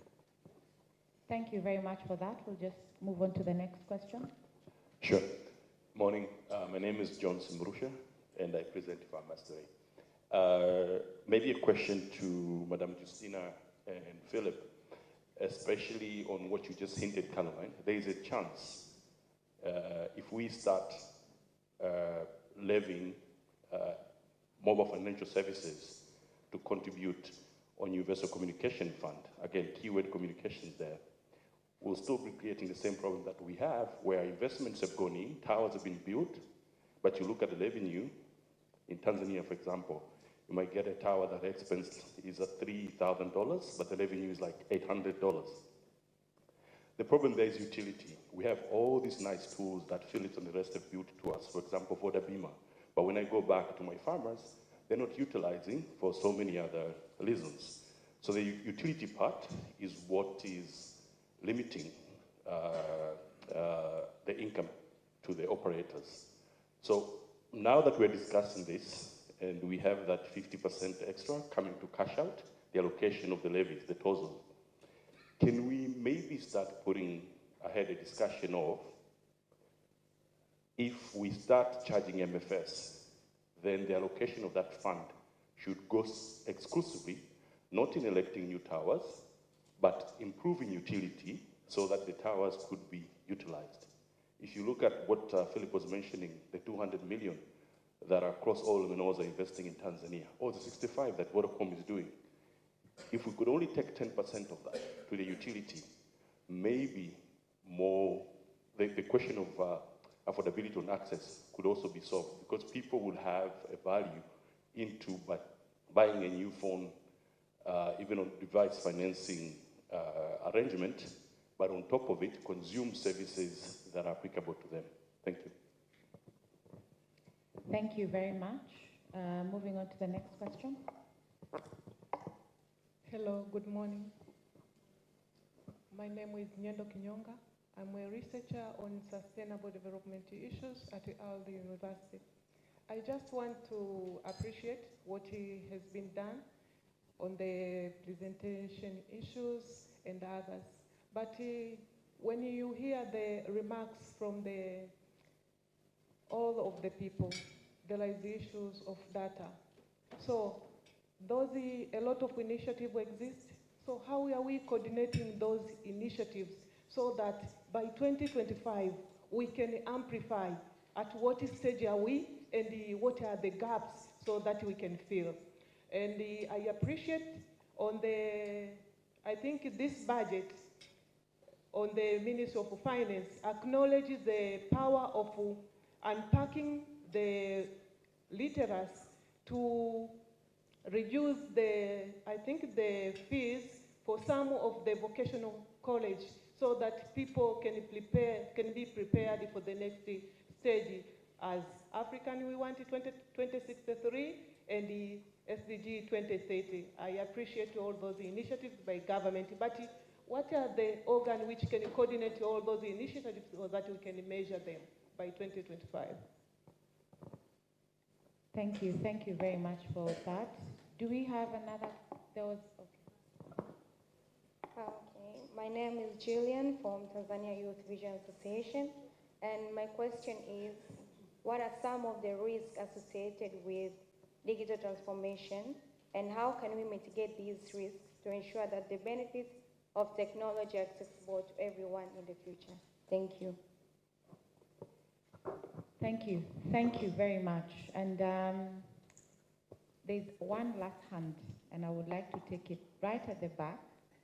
I know we all have many questions. I'm hoping we can be able to continue interacting with the speakers.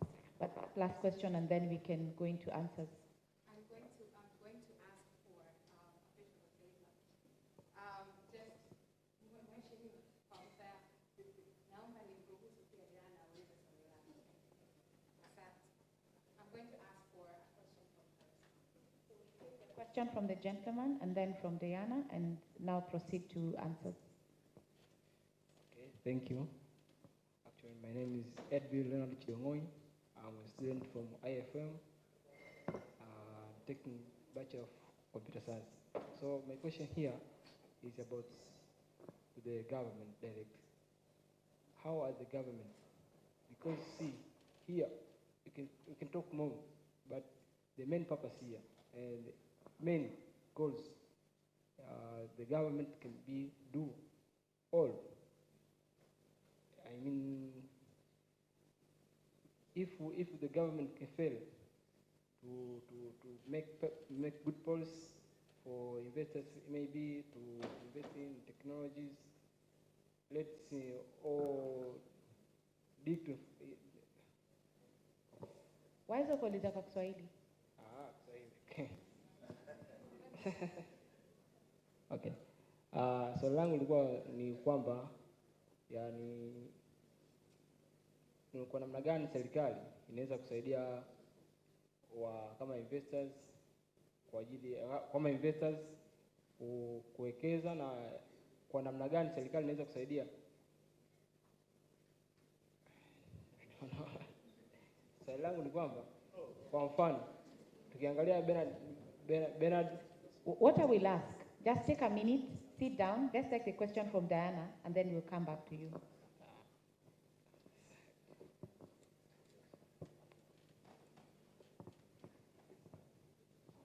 Thank you very much. Kels, I owe you one. Yeah, my name is Diana Ninsima, and this is a question probably for everyone, but also mostly the panelists, that how do we move from an ecosystem of talking to doing? You know, I was just asking my friend here, like the number of events, and these events are very powerful because they spark thinking, they spark a lot of insights that are coming in, but how do we move from talking to doing? Have we become an event-led ecosystem, or are we going to reach at a point where we sit and evaluate ourselves of all these conversations that we have, and what mileage have we made over time? So how do we put mechanisms for auditing ourselves, these conversations that we have in the room today? Who is going to look back 2 months, 3 months from now and say, these are the steps we are actually able to take? Maybe Justina, you know best practices around really actually how to translate this into substantial actions that, you know, need to happen so that we move forward. Because I actually do think that we are a think tank, and it could actually be converted into a community of practice of some sort, where we all come together and audit ourselves, not necessarily in big platforms, but to say, Where is this sector going? How has it, moved forward? I also feel I want to complement the question from the gentleman over here, that every dollar invested in ICT, there should be $4 to $5 invested in change management, mindset, process innovation, training. Without that, it doesn't actually translate. Because we see the introduction of GPG as a medium of doing payments, but who trained this common Mwananchi how to pay for services online, how to access them and pay them? We almost take it lightly that everyone knows how to get their phone, even if it's Kitochi, and work it through a way of doing payment. We need to be doing massive digital literacy if we're to move anywhere close to the masses actually, tapping into this digital transformation that we're talking. Otherwise, it's the language of the literate and not the illiterate. Thank you. Thank you, thank you, thank you very much. Over to you, Caroline, then we'll invite you a bit later. Thank you. So we have a couple of questions that have been asked, and I think the question that has been asked by Diana just now about how do we move from an ecosystem of talk to action is one that I will ask each and every panelist to touch on when we are doing our closing points, because I think it's very critical. And my suggestion would be at the end of this discussion, there needs to be a report. There needs to be some sort of report put together that will help us track, the discussions we've agreed on and how we need to go forward. So really quick, I will ask my panelists, starting with you, Philip, here, if you can just go through the questions. We have questions around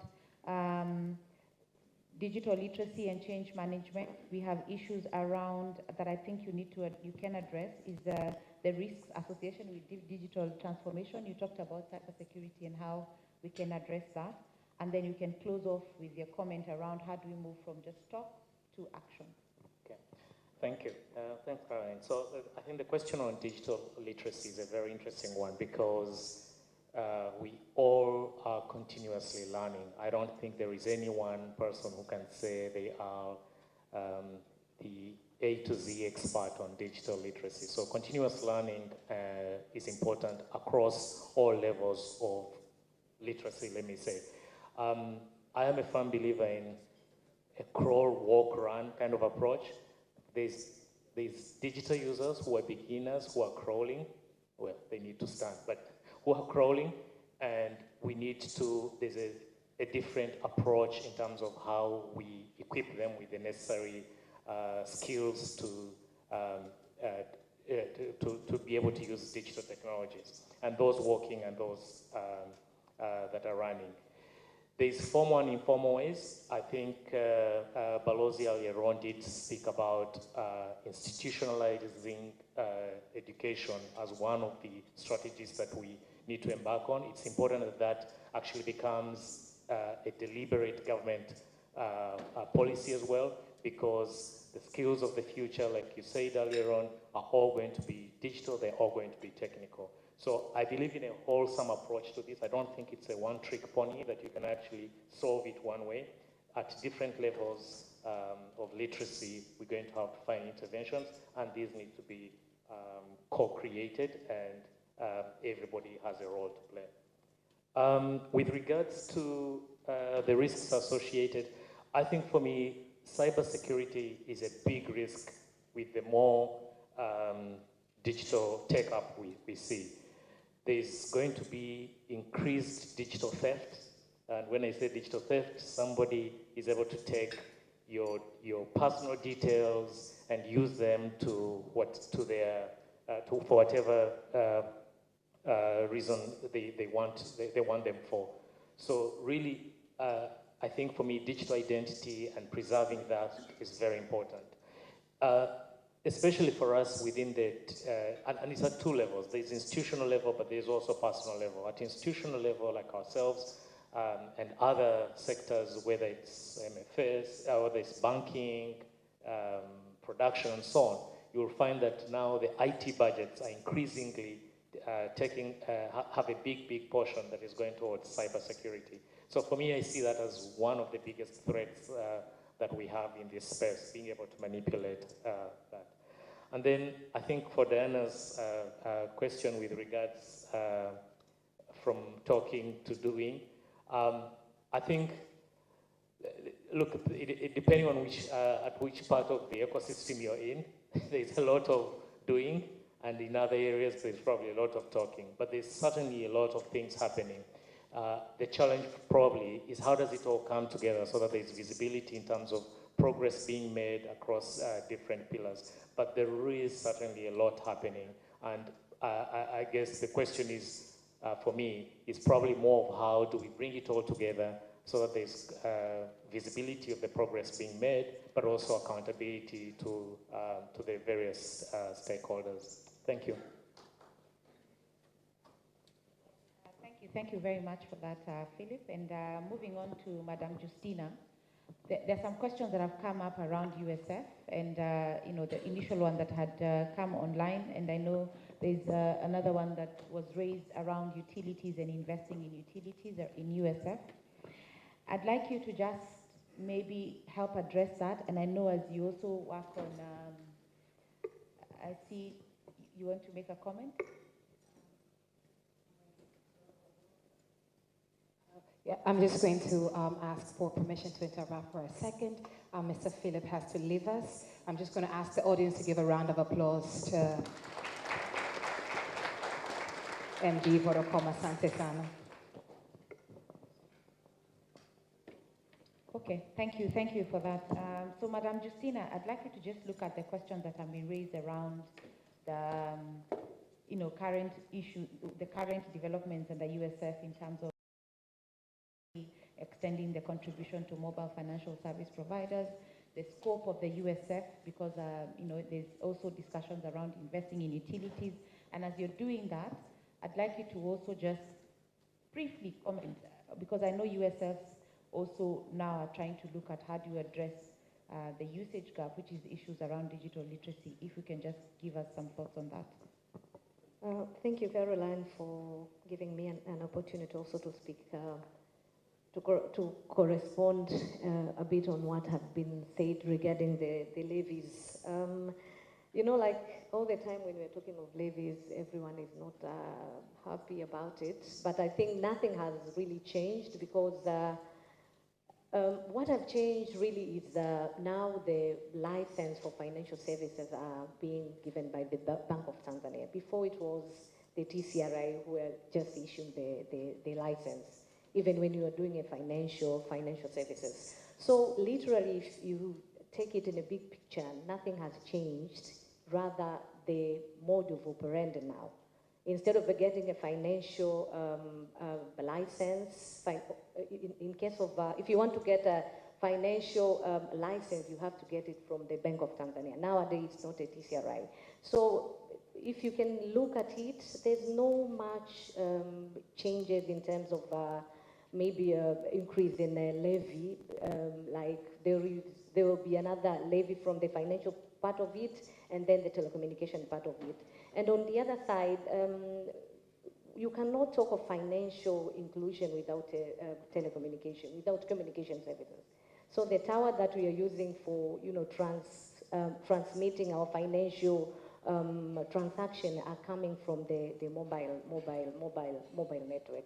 So there's no way you can really, you know, differentiate these two. But when you're talking of levies, I think it's a big discussion, and we need more, you know, engagement.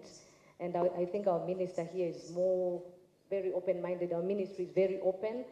We can brought forward what we think maybe can be, you know, discussed, and at the end we can maybe find a conclusion and a good way to do that. The other thing that we have discussed is on digital literacy. I think that is very important. We are rolling out communication services in villages, but you said 63% of people are using internet, and sometimes when you go into it, you don't really get people using it for benefit. You can just see people going on Instagram, post something that are not, even giving them money. So I think it's a high time now we really has to know what we use for our internet. Sometimes tunalalamika kuhusiana na bando, it's because we don't use, the bundle for benefit. Unachukua, unaanza kuangalia udaku, and then at the end you're complaining that the data are expensive. We should really reach a point that we use our data to get money. There was a lady, a very young girl, she's getting 2 million Tanzanian shillings every month using this social media. So once you're using it wisely, you can get a lot of money, and you won't even see that the data and the bundle is more expensive. So digital literacy, I think, is something that we should really embrace. And as at the Universal Service, we have started trying to give a digital literacy to young children as well as teachers from the different, government schools, so that at the end there will be ICT literacy, and with ICT literacy you can get more out of the ICT. We all know that the richest man in the world, I think, is coming from the telecom sector. So we should really embrace the technology, and at the end of the day we will get money.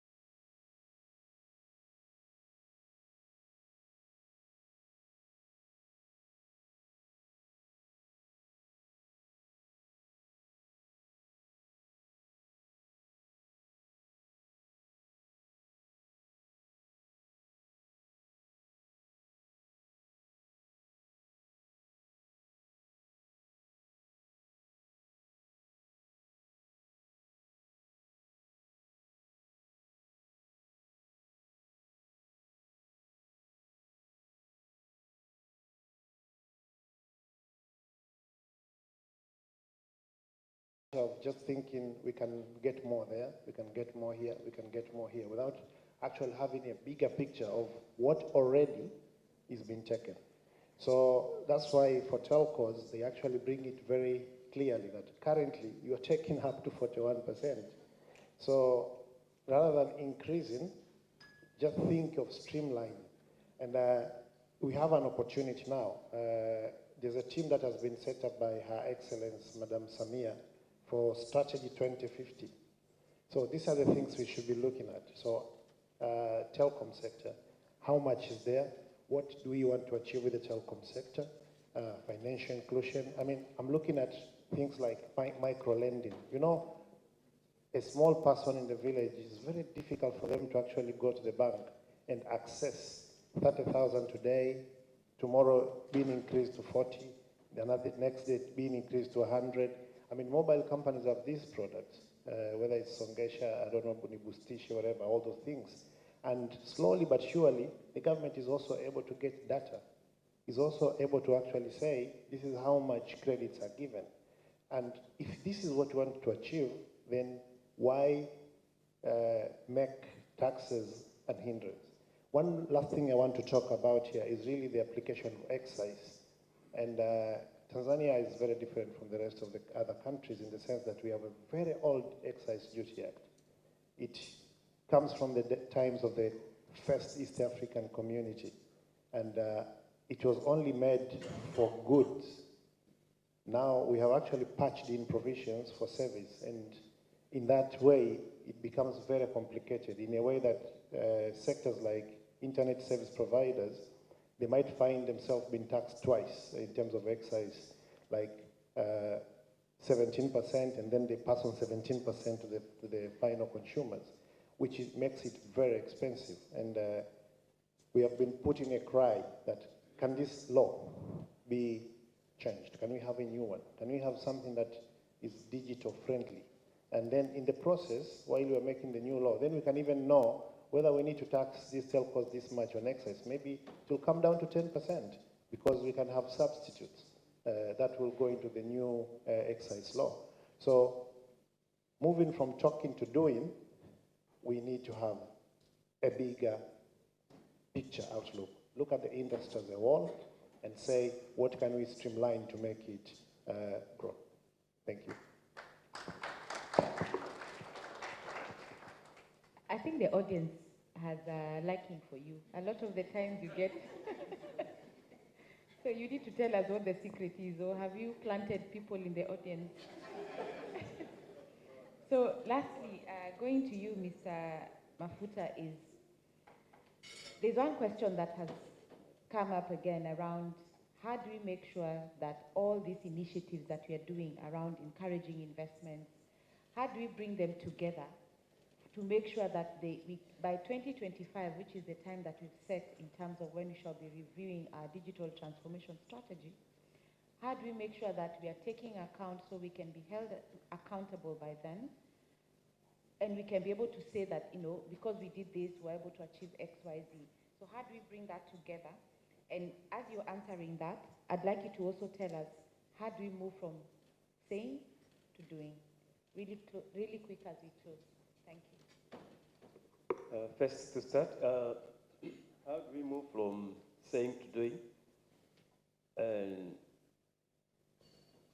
this meeting is a high-level meeting with the minister. So I encourage the secretariat to document and have the resolution for the meeting and come up with an action plan on what needs to be done, by who, when. And that could be circulated among the stakeholders responsible. The government has done and is continuing doing a lot, and especially on the policy. For the investment, after we are done with the Investment Act, we are currently finalizing the regulations for the Act, but we are also reviewing the investment policy, which will encompass a lot of what we are talking about. All sectors will be involved. And let me say something which maybe we may think that this is the digital economy is mainly done by the private. The government is doing a lot and has done a lot, especially in the digital payment. If you read a report by the World Bank, the GovTech Maturity Index for 2022, Tanzania is ranked 26th in the world, and is the second in Africa and the first in East Africa for the government, for the public sector digitalization. So we are doing a lot, and we will continue doing that. That's why we say the investors or the private sector shouldn't shy away to come up with the recommendation, what they need us to improve. We'll take that into action. Thank you. Thank you very much. And I'd like to, another round of applause for the panelists. I think they've done really well. Thank you, guys. And I think I'd like to agree with Mr. Mafuta and say that it's important that we take account of the time we spent this morning, because we've taken time to actually discuss these issues. And if we can see a report with action items with the different stakeholders that are supposed to act on the different things, then the next time we meet, we can be able to take account and see how far would we have gone. I think I'd like to say a special thank you to the Honorable Minister for giving us all this time. You know, we've gone to events, and I travel across sub-Saharan Africa, and I can tell you, this is the longest I have seen a minister sitting down through the entire session. And I think this is a clear demonstration of his commitment to seeing change and development in the ICT sector. So honestly, I think he deserves a better round of applause.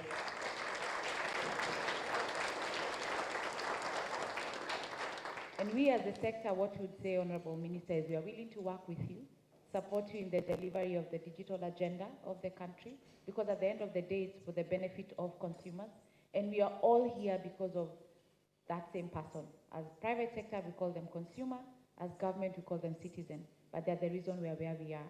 They're the common denominator in all this. So again, a round of applause to everyone else for also sitting through this entire session. Thank you very much. And I'd like to hand us back to the moderator of the session so she can take us through the next stage. Asanteni sana.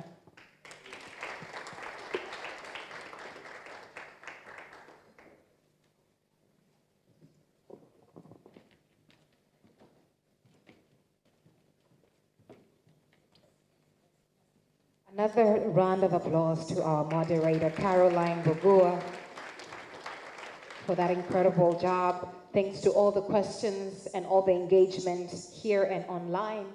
And I as a Tanzanian, I am proud about that comment, Minister. My heart welled up with pride for a moment. Kama kijana nikasema, karibu Tanzania. And with that, ladies and gentlemen, we are moving on swiftly to listen and to hear from our beloved minister. I'd like you to put your hands together for a heavy welcome of the Honorable Minister of Information, Communications and Technology. A hand, please, to stand up to your feet. Mr. Nape, Trade Wazir. Tukae jamani. Utaratibu wa watu kusimama kwa sababu ya mgeni rasmi unanisumbua kidogo.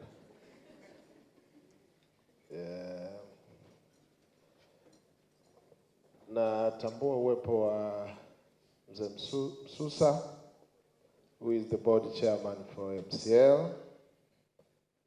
Lakini pia dada Caroline, karibu sana Tanzania, and thank you for leading us kwenye huu mjadala. But Machum, niko na naibu katibu mkuu, the deputy permanent secretary for our ministry,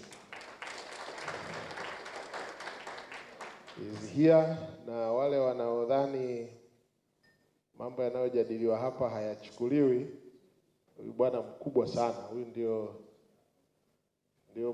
mwenye wizara kwa niaba ya katibu mkuu, so kila kitu kiko sawa sawa. But natambua pia uwepo wa Balozi Ami Mpungwe, mzee ambaye amegoma kuzeeka. Thank you, Balozi, for coming and being with us. Na wengine wengi nimemwona mkurugenzi wa TTCL Peter Ulanga, wengine na wote walioko hapa. Natambua pia uwepo wa rafiki yangu mkurugenzi wa Jamii Forum Max, karibu sana. So it was meant to be the opening remarks. So some of the things here will be here and there, but I think there are some issues that I wish to address them. I am delighted to join you today to strengthen our commitment in driving the digital transformation agenda in Tanzania.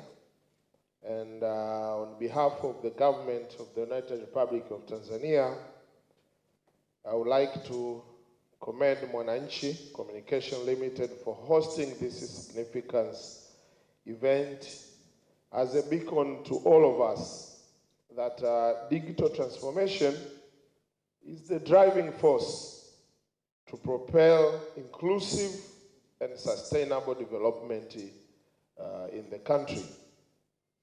I believe that as we gather here, the discussions has given us a new thoughtful ideas to renew our dedication, commitment, and also concerted action on digital transformation.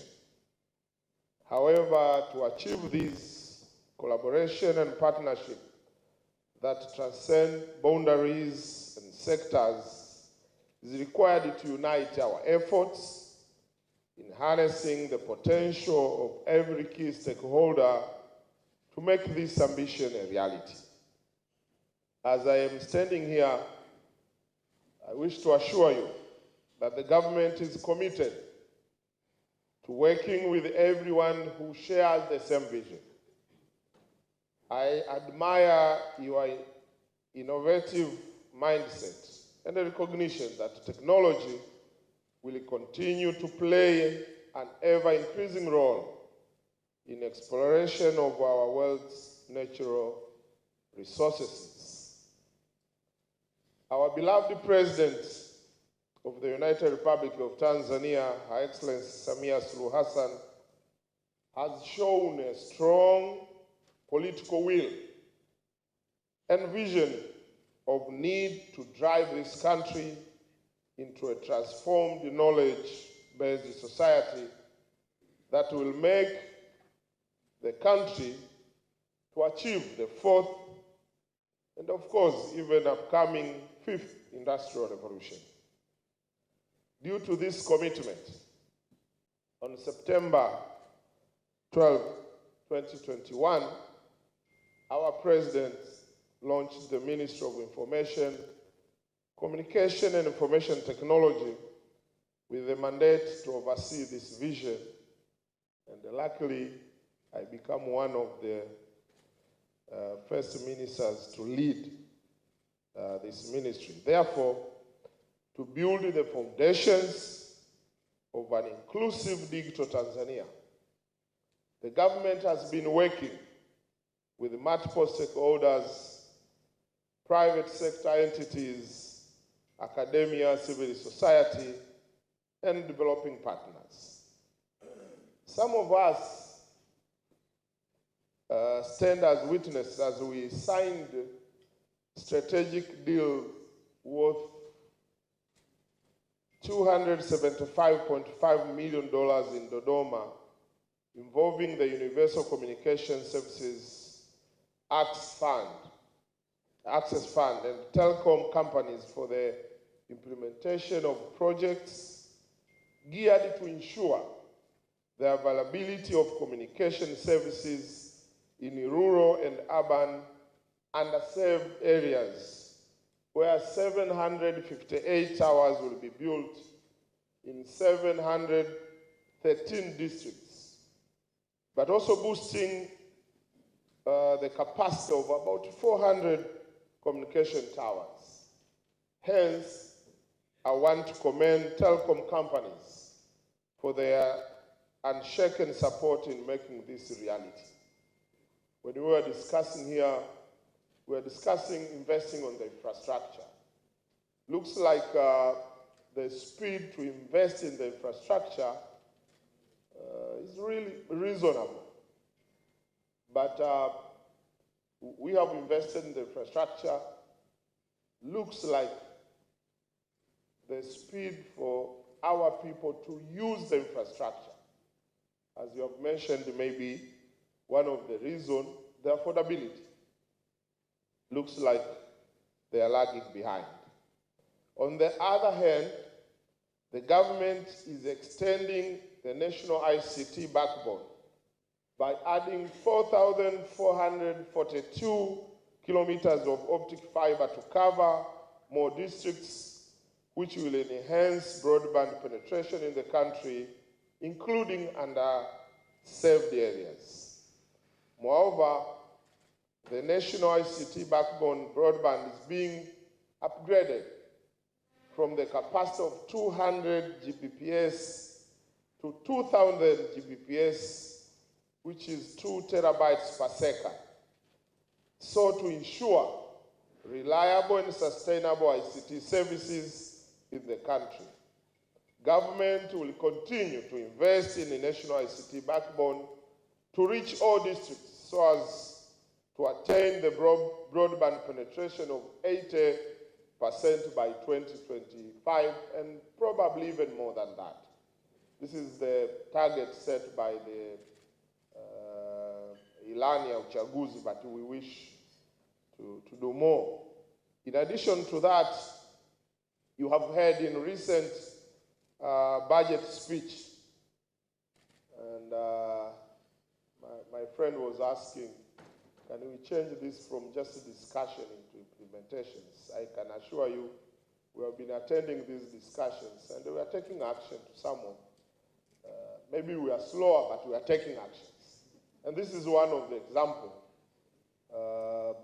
Currently, it has been proposed, and I believe it is going to be endorsed, that government has significantly reduced the right-of-way fees for construction of optical fiber cable along the road from $1,000 per kilometer to $100 per kilometer. It's a big reduction from 1,000 to 100. And we took this, and it is just because of these discussions. Na nilikuwa naongea na Machumu, this is for waandaaji wa hizi shughuli, kwamba we have a challenge. Most of these discussions zinakuja wakati decision makers wako kwenye safari ya kufanya maamuzi. Sijui mnanielewa. Maana budget iko bungeni sasa. Imeshakuwa table. Baada ya siku 2-3 tunapiga kura. I wish these presentations na hii discussion ingefanyika maybe 3-4 months ago. Ingekuwa na impact kubwa sana kwenye maamuzi. So I wish to kuwaomba, if possible, nikuambia Machumu, kuangalia ratiba ya maamuzi ya serikali, halafu hii mijadala itengenezwe ku-influence decision.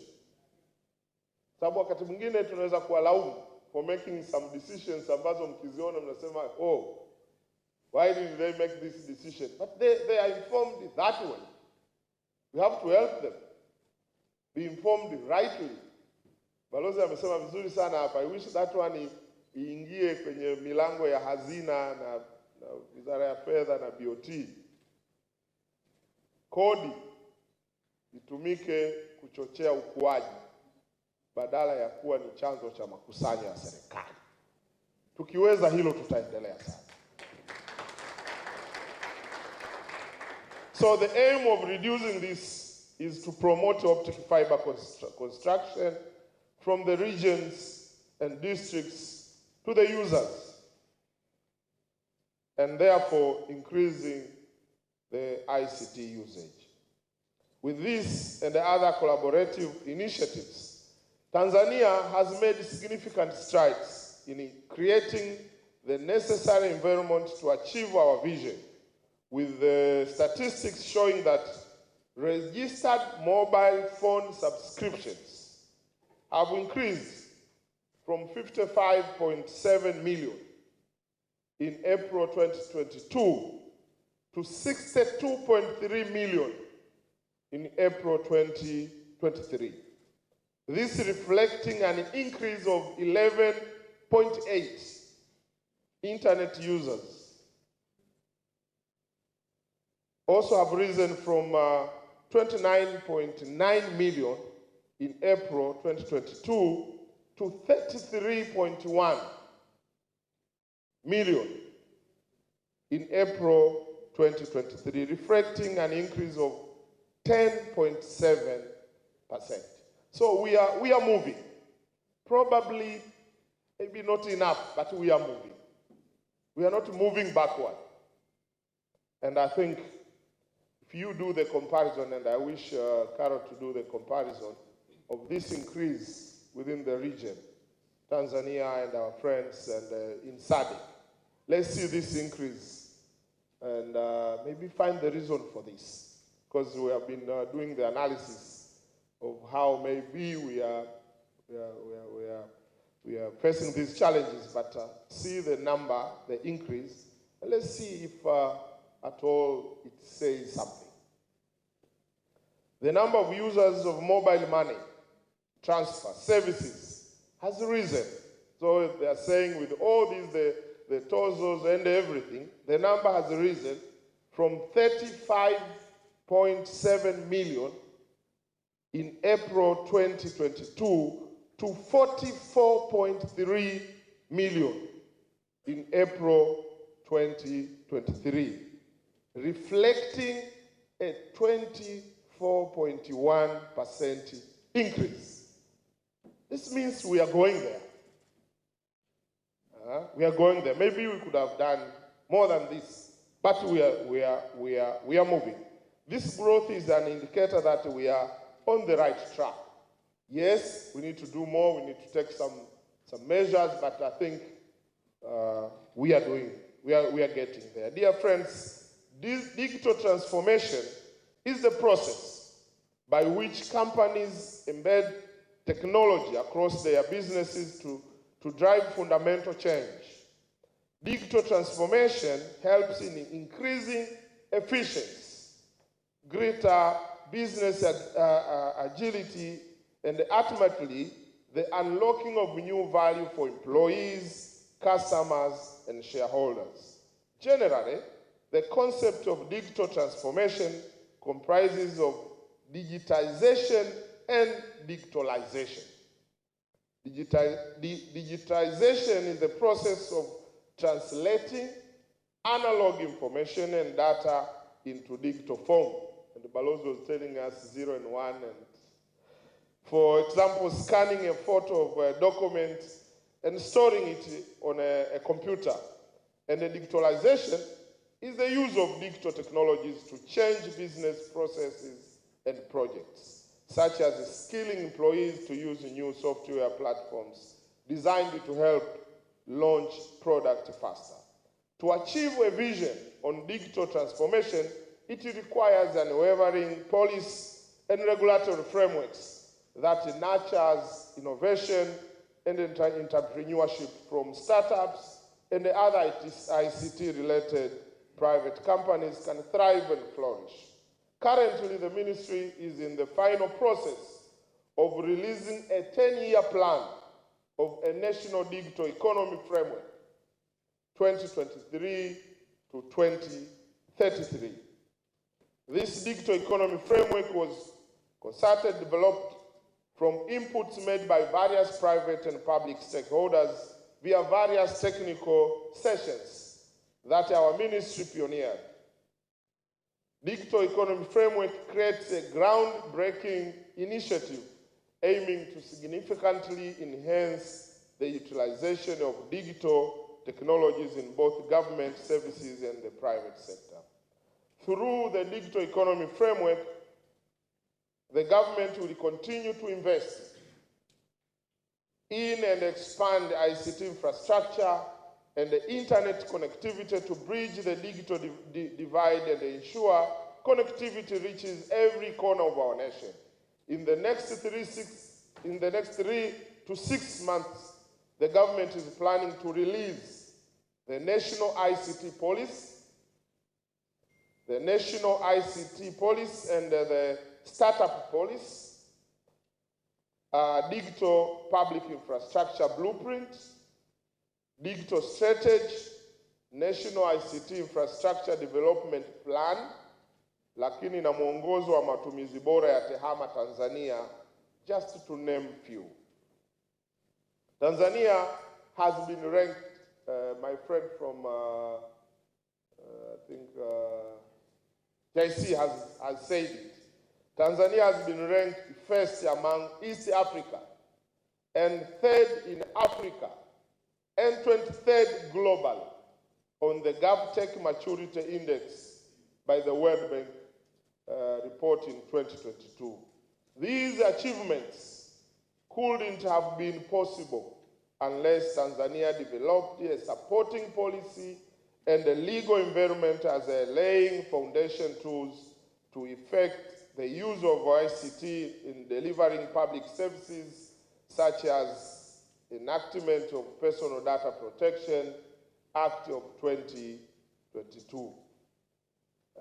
Na bado wakati mwingine unasikia na inauma kwa waziri wa sekta, unasikia jana nilikuwa nasikiza mdahalo hapa anasema mifumo ya Tanzania bado haiwezi kusomana. Katika dunia leo ukifika mahali hata kusomana kwa mifumo ni shida, inaumiza kidogo. Siku moja nilienda pale Benjamin Mkapa, nikafanya MRI ya mguu wangu. Alafu nilipokuja Moi, they couldn't access that information. Wananiambia bwana, you need to do it again. Niambia lakini nimefanya jana pale and within the country. There is more to do, lakini at least kuna hatua tunapiga. I want to end my keynote by emphasizing that the impact of digital transformation is driving inclusion, and a sustainable future cannot be understated. There is so much potential in various sectors, such as education, you have said it here, through the integration of e-learning platforms, improving healthcare services, formalizing businesses, and the other benefits that transcend geographical barriers. Therefore, as these achievements are commendable, we remain steadfast in our commitment to achieving our digital transformation objectives. We recognize that sustainable progress requires continuous collaboration between the public and private sectors, academia, civil society, and development partners. Together, we can create an enabling environment that fosters innovation, drives entrepreneurship, and ensures the benefits of digital technologies are accessible to all Tanzanians in a diversified manner, regardless of age, gender, citizenship, or health status. Tungetamani kila mmoja afaidike, tuende pamoja, tusimwache mtu nyuma. Na naamini ushirikiano huu wa sekta binafsi na serikali kwa pamoja, wote tukishikamana kwa pamoja, inawezekana tukafanikiwa sana. Nisamehe kwa maneno marefu, lakini asanteni kwa kunisikiliza.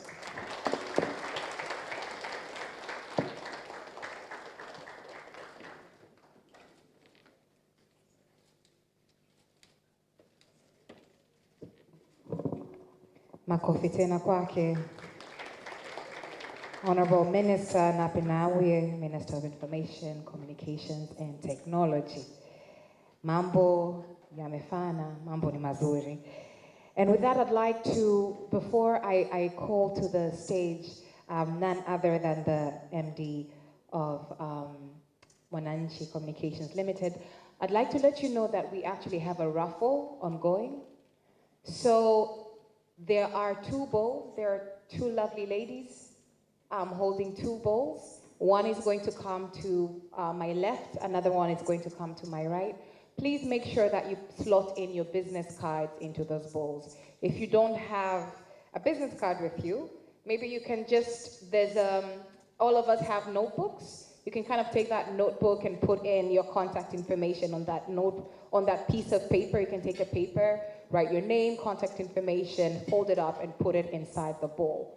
Right at the end of Mr. Machumu's presentation, he's going to announce the winner for that raffle. We shall do that silently so that we also get time to listen to the incredible input that he is going to share. Mabibi na mabwana, ladies and gentlemen, a hand of applause to the MD of Mwananchi Communications Limited, Mr. Bakari Machumu.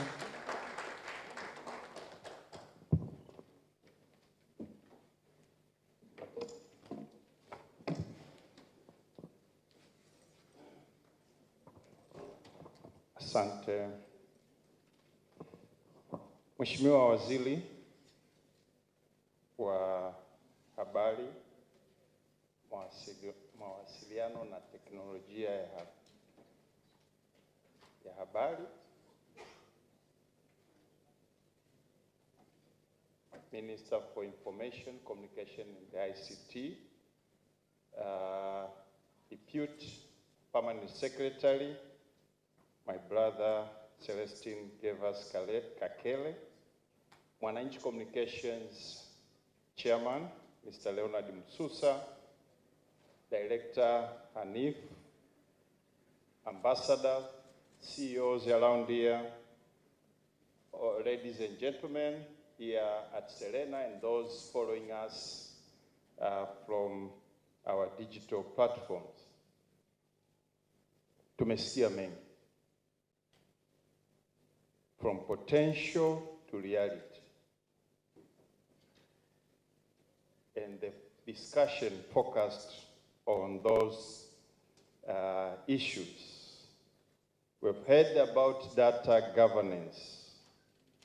We heard about the usage gap being at 63% and the need to make these services affordable so that everyone can access.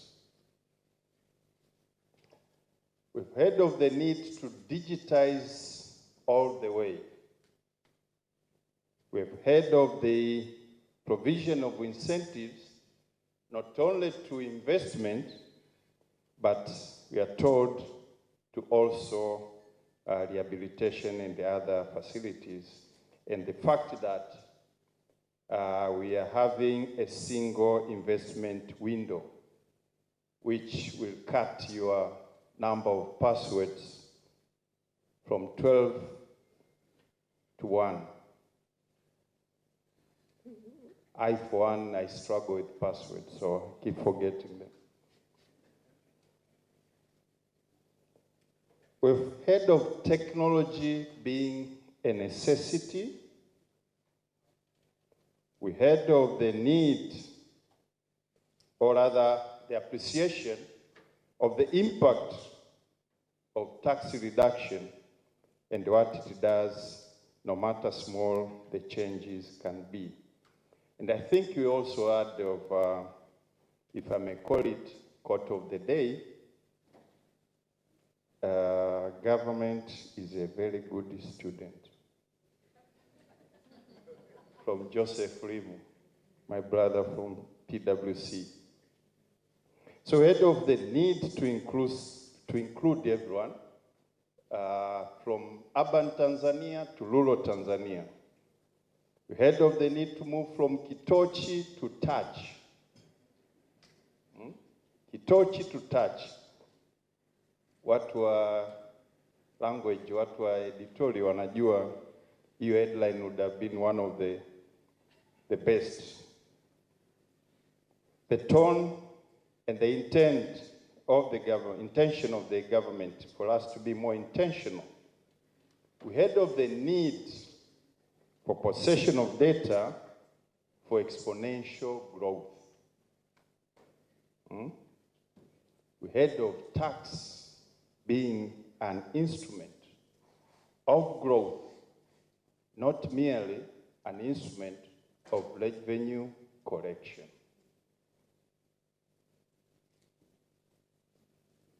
Furthermore, we heard of the impact in the banking sector, the need to do more digital literacy, the question on utilities, and moving from talking to doing,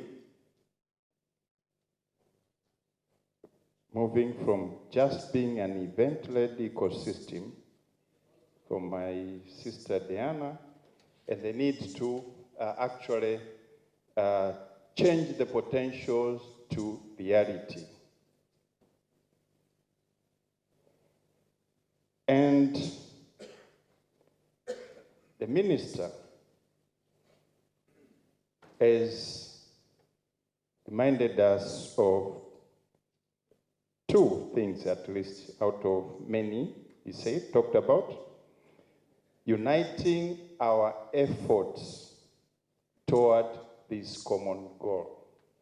Both public sector, private sector, and CSOs. And also, he has reiterated the government commitment to transforming Tanzania to be a knowledge-based society. So it's been, wanasema asubuhi ya madini, a lot to digest, and we've heard of the challenges posed to Mwananchi communications to do more, go beyond holding these events to discuss issues, but how do we see it get to the last mile? So we at Mwananchi Communication, we are transforming from being a mere news company to becoming a print and digital content network.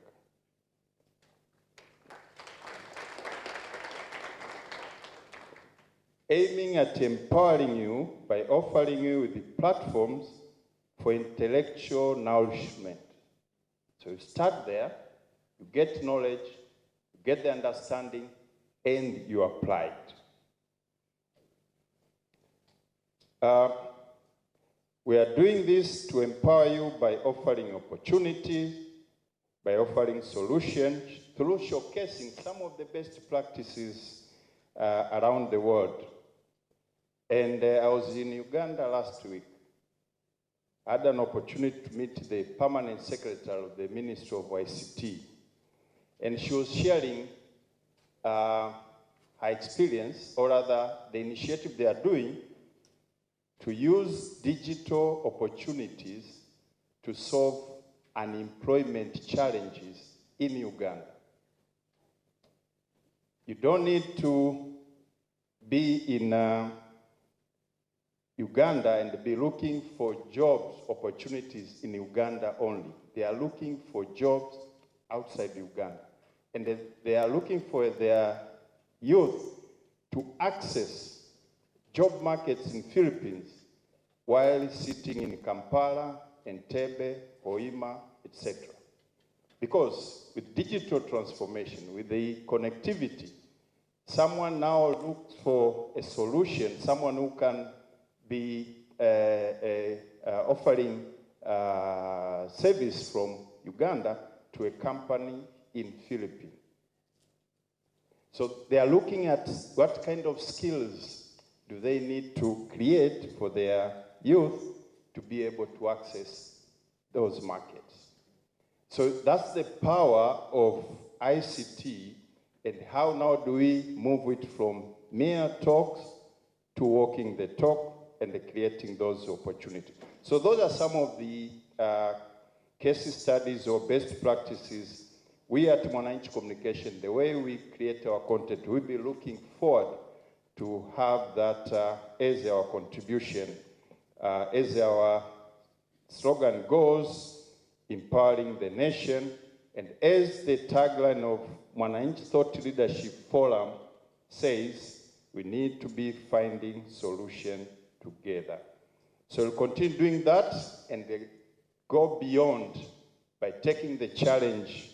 Caroline said, for us, the organizer, we need to deep dive and see how do we take this conversation further, diagnose, discuss it and come up with some actionable points.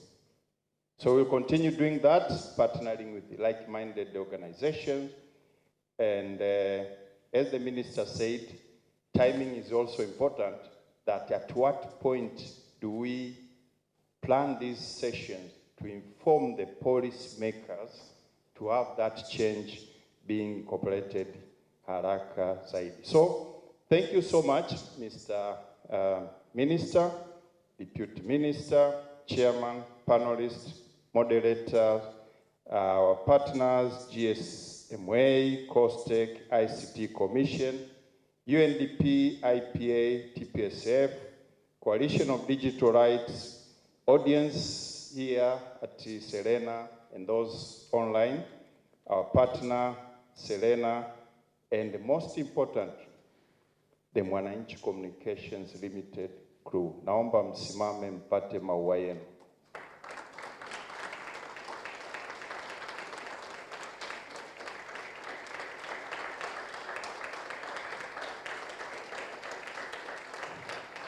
Asanteni sana, hawa vijana wanapambana.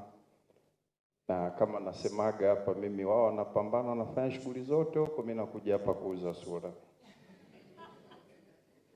Kwa hiyo niwashukuru sana, asanteni sana na muwe na mchana mwema. Na kabla tujaondoka, nimeambiwa kuna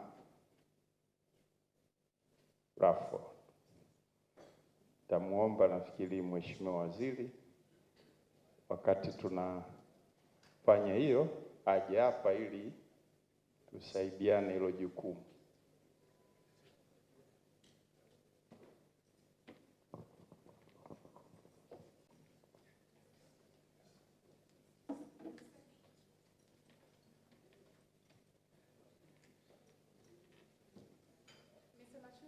I'm going to ask that you give us a second. Kuna kazi zilisaulika.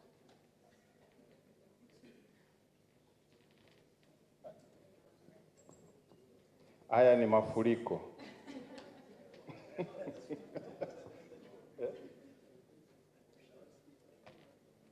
Sasa mtuambie ni washindi wangapi? Mshindi mmoja. Kwa hiyo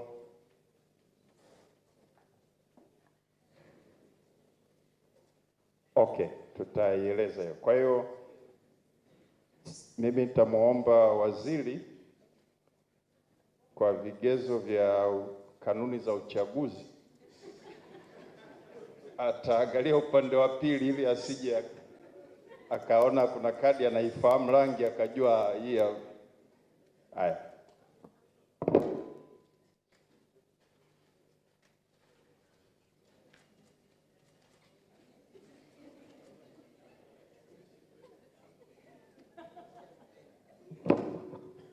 Haya. Twende kazi.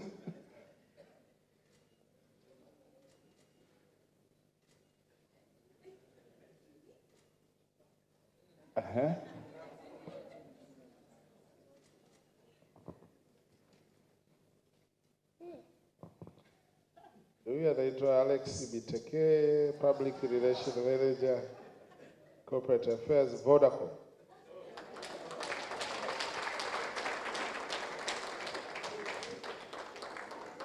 Jamani, nilifumba macho sikuona. Alafu mi na kadi yenyewe nyekundu, mi Taifa Stars, sasa sijui. Vigezo na masharti vimezingatiwa. Mshindi wetu ni Alex kama tulivyosikia, anapata gift voucher kwa watu wawili, lunch au dinner hapa Serena Hotel.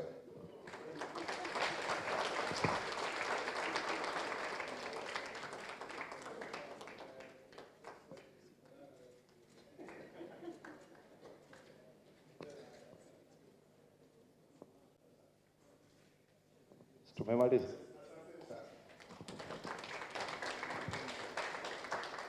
Asanteni sana.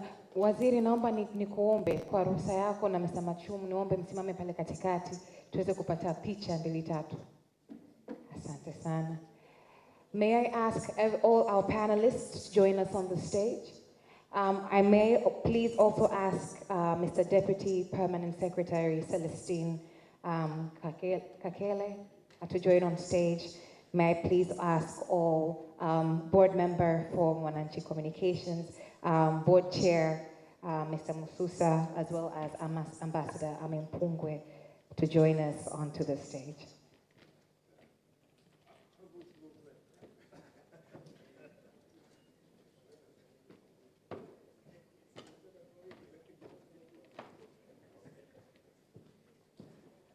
Sasa, given gender, I'm going to ask one of the ladies to move on to the other side.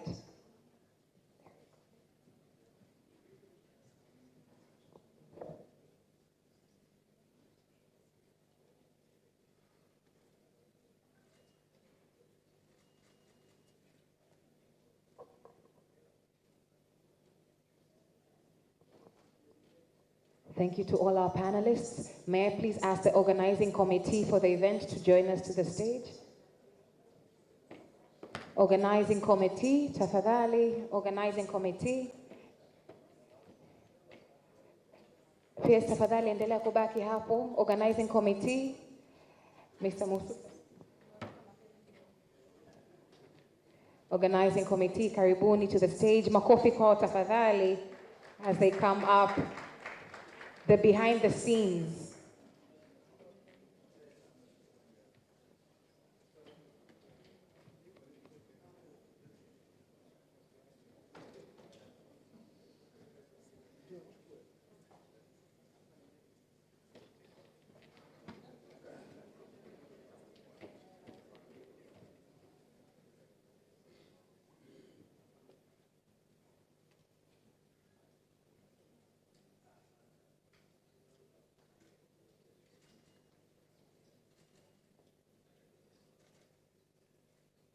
Asante organizing committee. Kwa upendeleo kabisa nitamwomba moderator wa session yetu ya leo pia aende kupiga picha. Moderator, karibu.